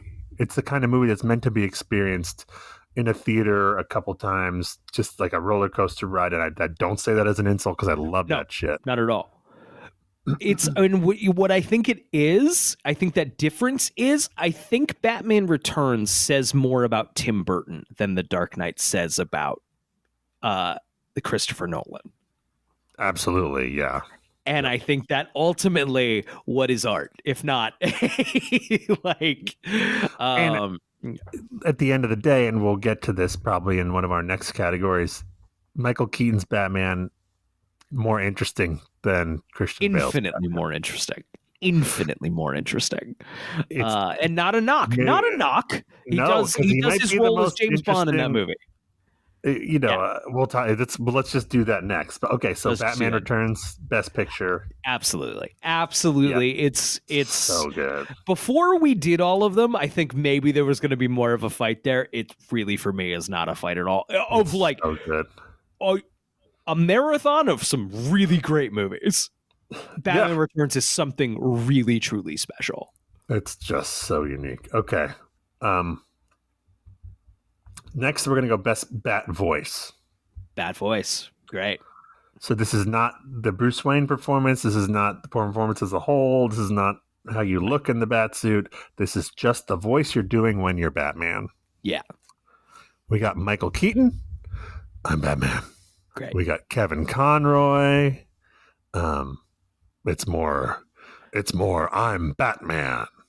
It's just a lower register than, his Bruce Wayne performance, which is, We got the great Christian Bale. It's, you know what? People are talking about it. There's... we got Will Arnett has a great voice for Batman. Great voice. Great. Exactly nails what that movie should sound like. Yeah. Ben Affleck not nominated. I just thought I'd mention that. Not his fault. Not his fault. Because they do that robotic voice filter thing that sucks. And then Robert Pattinson. He does. You got a lot of cats. It's he's very breathy, but it's a whisper breathy. It's not like the screaming breathy. Right. I love Pattinson's performance in that movie. I think it's great. For me, it's Keaton or Conroy. And I think it's Conroy. I think I've talked about this a lot of times. I think Batman the Animated Series across the board is like the blanket perfectly distilled down. This is Batman. If you need to show aliens Batman's whole deal, you can't get better than just this. Give them the DVDs. There you go. Batman. Yep. And so it's hard to give anything other than just it's a perfect Batman performance across the board. It's just no notes. It's Batman how I imagine him in my brain. It's Kevin Conroy, period. Yep. Period. All right, Kevin Conroy, agreed. All right, here we go. The big one. Here we go. Our conversation about Best Picture might have made this a little easier, but Best Batman. Yeah. As a whole, Adam West. We're listing off all the Batman here. Adam West. I mean, hey, everyone brings something. Michael Keaton, Val Kilmer, Kevin Conroy, George Clooney. Hi, Freeze. I'm Batman. Christian Bale, Ben Affleck, Will Arnett, and Robert Pattinson. And I do think we should go through them each here. Great. I would like to hear who you would axe first. Why don't we axe them? Go. Why don't we take turns axing them? Okay. Who do you axe first? Kilmer. Okay. Interesting. And I like I don't Kilmer. disagree. Yeah. I just think he leaves the least footprint. Yeah. Any of them. Yeah. I think it's a weird mix of like he's not quite doing enough of his own thing. There's like, not a lot for him to do. Yeah. No, he's more of a Batman than Clooney, but I would go. I like the Clooney performance more than Kilmer because Clooney's just charming and he's just playing himself. I agree. But I would also eliminate Clooney probably. I don't know about next, but I am. This is no disrespect, but I think Will Arnett has to go next. Yep. Okay. I think it's really great. I think he's a lot of fun in that movie. I think that it's a very specific performance in a very specific movie. It's a parody. It's a parody. He does great, but it's time to move on. Batman can't be the parody Batman. Correct. And like we could pretend, but time to move on. Have we eliminated Clooney or? Oh, Clooney's still on the board. Okay. Well, let's talk Clooney. I like Clooney. Clooney has a take. Clooney has and it's interesting. He said here, I'm sure I talked about it during Batman and Robin, how he was like, I don't see anyone feeling bad for Bruce Wayne. Of like, you lost your parents when you were young and you have $1 billion. And like, does he replace that with anything? No. He wanted to get away from mopey Bruce Wayne. Right. And he's basically playing like just billionaire, like he's playing George Clooney. Right. And it's fun, but like there's no pathos there to explore in him. That said, I don't know. It's all the Adam West conversation, right? And Adam West did all of this better than both Kilmer and Clooney. Speaking of which, should we talk about Adam West next or Ben Affleck? Out of respect, I'm ready to axe back at Ben Affleck. And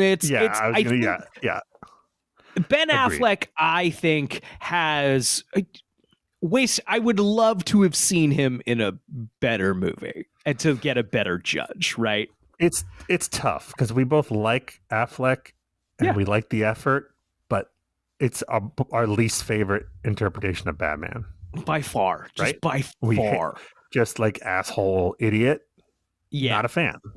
I like his dynamic with Alfred. I like him in Justice League more. Right. But in Batman v Superman, he's such a dummy, such a dumb because of the plot contrivances. Right. It's just there's not anything I hate, I don't really blame on Affleck, but there's just not a lot to like. No, it's the writing. Sorry, Affleck. You could have been a contender, but you're not because of the writing. That's it. Okay. Adam West next, I think. It's time. It's that is such an important cultural performance. That is such a it goes without saying, he's the best. He's great. That thoughtless destruction, I will bash you brutally. It's so important to Batman, but also it is what it is. And what it is super fun. But all right, time to go. Okay, so this is the big four. Yeah. It's Michael Keaton, Kevin Conroy, Christian Bale, and Robert Pattinson. Yeah. I think Pattinson has an interesting take. Agreed. Probably the most interesting since Keaton. Yes.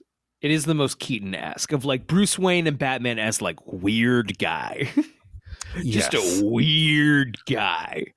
And maybe we need more movies before we can really do the final word on Pattinson. It's too recent. I want to sit on it for a little while. And I think, as good as he is, I don't think he can compete with the other remaining three. Correct. Let's talk in 10 years. Yeah.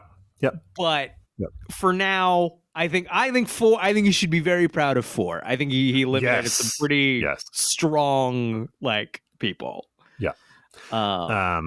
Okay.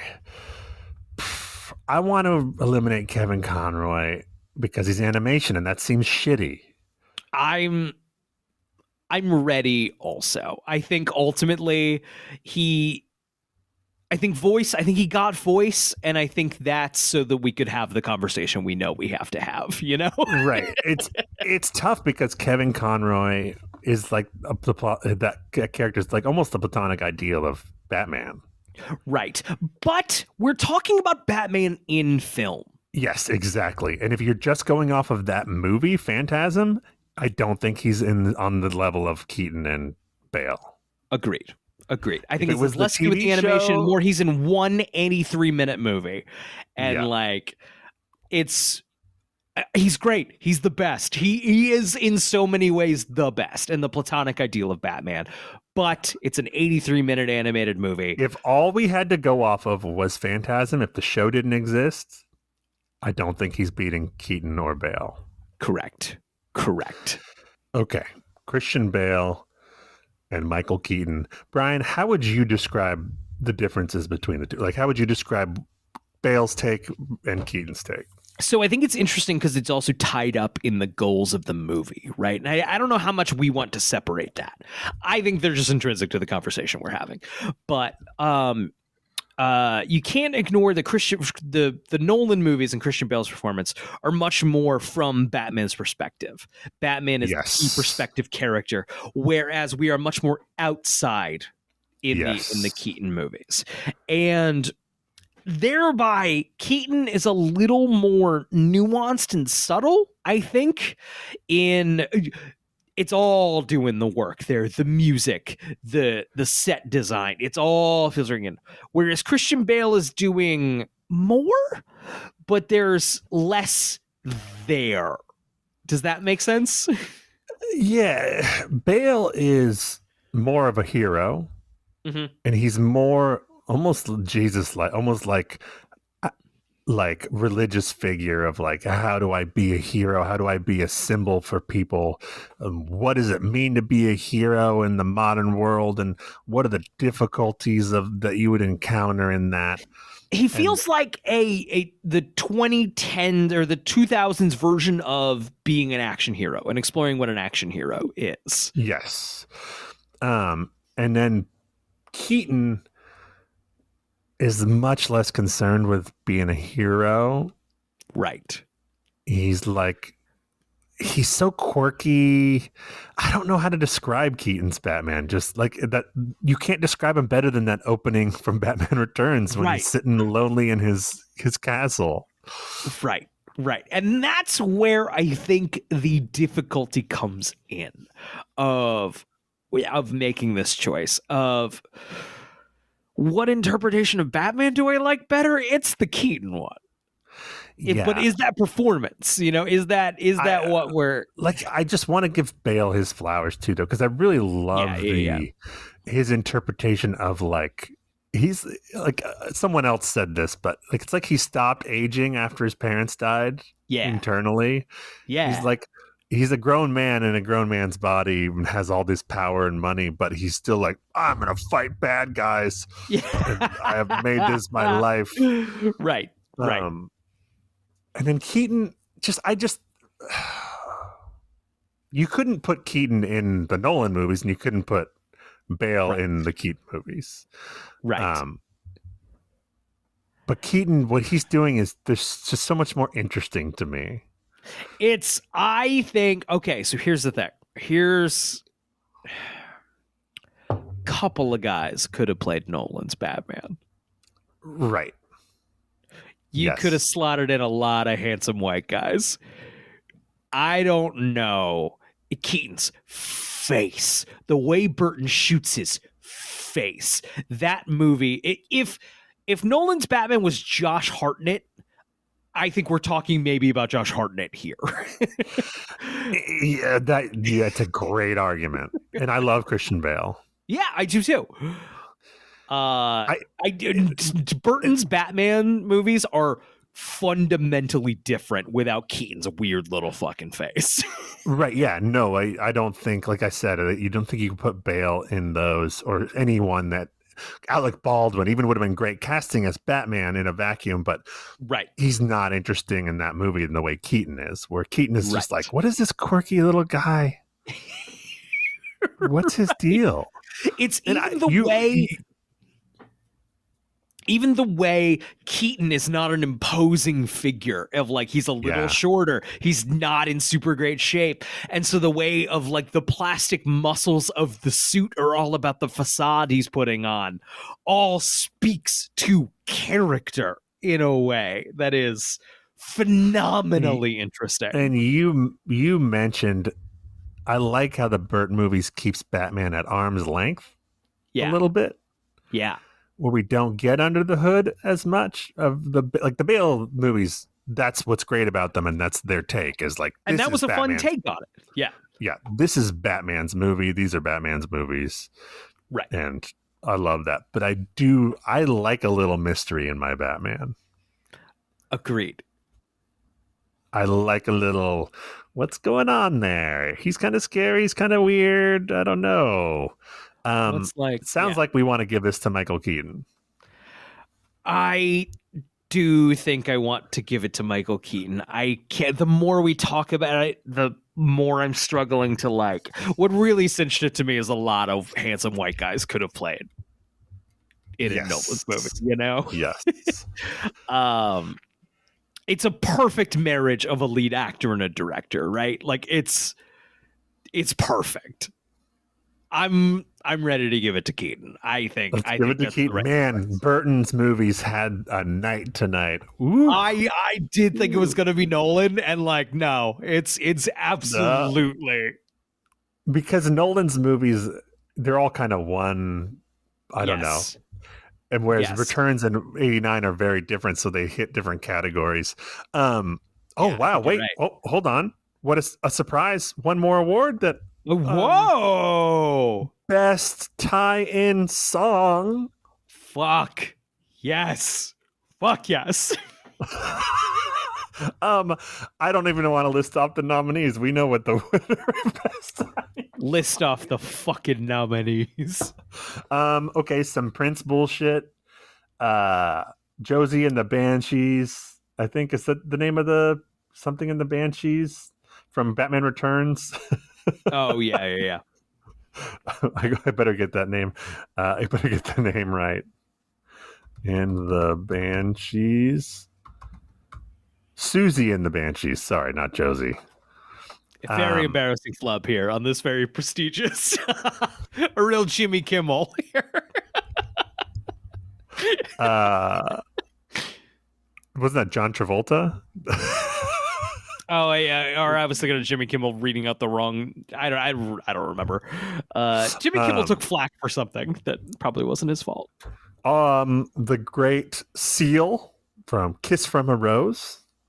One to beat, and of course, from accepting his possible award from live from jail, R. Kelly with Gotham City. How do you feel? Okay. Question. I know it's too late to submit nominees because this was obviously. No, it's not at all. I didn't prepare that one. I just was going to say Seal is the winner, but I didn't prepare the list. How do you feel about something in the Nirvana song in the Batman?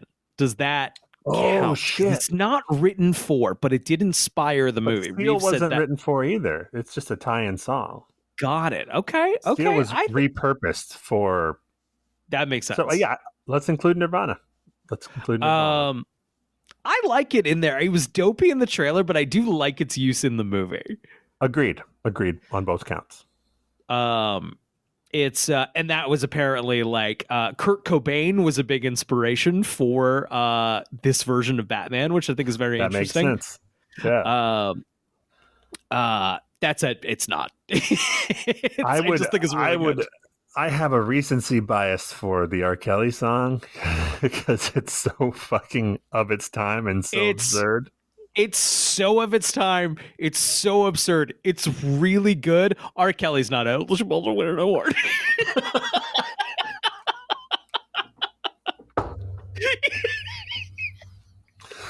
Yes. No Kevin Spacey, no R. Kelly. Right. It's just not allowed. It's Seal. It's Seal. It's Seal. It's the greatest Batman song. The video is phenomenal. And even not being maybe written for the movie, it is so like, yeah, kind of a big, stupid romantic song for like a big, stupid attempt at a romantic movie. Yeah. Yeah. Oh shit. I just realized we have one more category I didn't do. Well, we got to do and it. This isn't a bit. We did Best Bat Theme.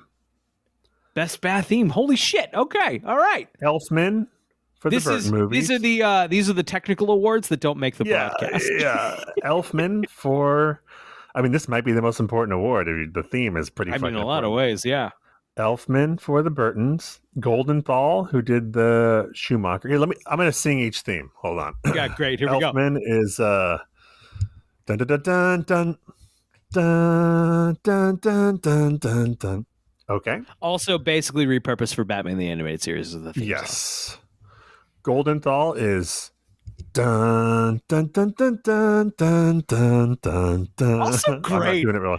Yeah, kind of gets like mixed up with the Elfman one, but like it's good. It's really good.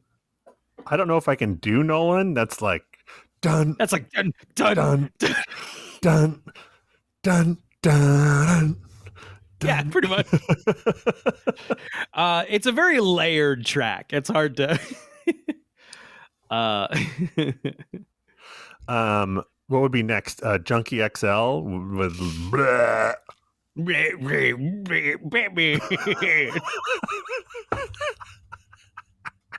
Wow. I think you got it. Just wow.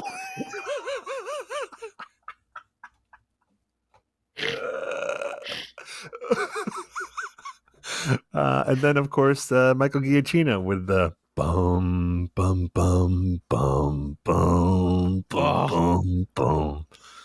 So kind of similar. Dun dun dun. Fuck, I'm not ready to eliminate that one yet. I can't. Like the recently, I kind of want another 10 years, but like, God fucking damn, is that one of the highlights of that movie with a lot of dude? like, everything except for Junkie XL is in the conversation, in my opinion. I would eliminate Goldenthal next, just because it can't stand up to the other three. It's a good fucking track, though. Like it's yeah. If we're taking the score as a whole, then Zimmer probably beats Giacchino. But if we're just taking the Bat theme portion of it, it's really phenomenal. I think I would give it to him over Zimmer. You know, I think it's an interesting. Of like, I think a good Batman theme, and this is ineffable. It's hard to grasp onto, but I want to kind of know it's Batman, even if I'm not watching the movie. Yes. Yeah. And yeah, that Hans Zimmer thing, like, could be Pirates of the Caribbean. You know, like, right? It's a great Batman. So theme. Good. It's just a good theme. It's not necessarily a great Batman theme in the same way the other ones are. So then, of course, it would be between The Batman by Giacchino and Batman by Danny Elfman. Oh man, Elfman. It's similar to. Oh wait, though we have to give it. We have not. I didn't give him proper flowers to the '60s. Like no. I didn't know the guy's name. Yeah. No, that would be there over Junkie XL. That was just a joke. Yes. Similar to the Nicholson thing, it's like after the Elfman theme, it was like, well, they can't do another theme, and unlike the Nicholson thing, I don't know if we topped it, even though we've come so close. I think there's a reason why in the theatrical Justice League we went to the Elfman one and we used the Elfman one. And why in both Batman Forever and Batman and Robin trailers we were using the Elfman theme. It's the Superman theme, right? That has Batman. Yeah. It's Batman. You hear that. You're like, oh, that's what Batman sounds like. Yeah. And I get it. I'm hearing us just pick the one from our childhoods. Yeah, for every category. But I think also we're right. Definitely in this category, Yeah. I think it's the winner. And I fucking love the most recent one from Giacchino. I mean, we love a lot of them. And then, talk to me in 10 years. I think that Giacchino one is Giacchino. Italians. He knows. Yeah, he knows. He knows we're talking about him. I think that one's gonna be a long form conversation in the future. Elfman, come on up! Wow, this is like Titanic. Just took all the tonight. The Burton family. I really like.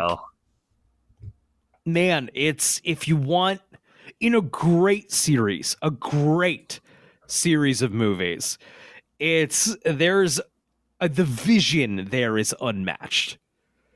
Yeah. And for me, more for Returns than for Batman 89. Yes, definitely. But it's fuck. So he won the most tonight, Burton. I think probably the next would be Nolan.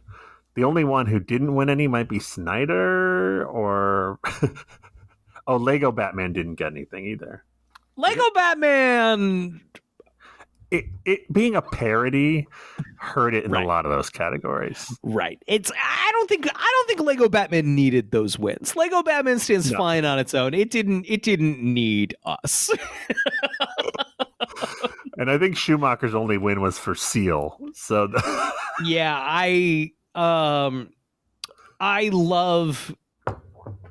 a lot of affection for the Schumacher movies. I think it got what it deserved tonight. Yes, yeah. I think an embarrassment of riches tonight. I think we've been nothing but generous to the Joel Schumacher movies. Man, that's it. That's Batman, huh?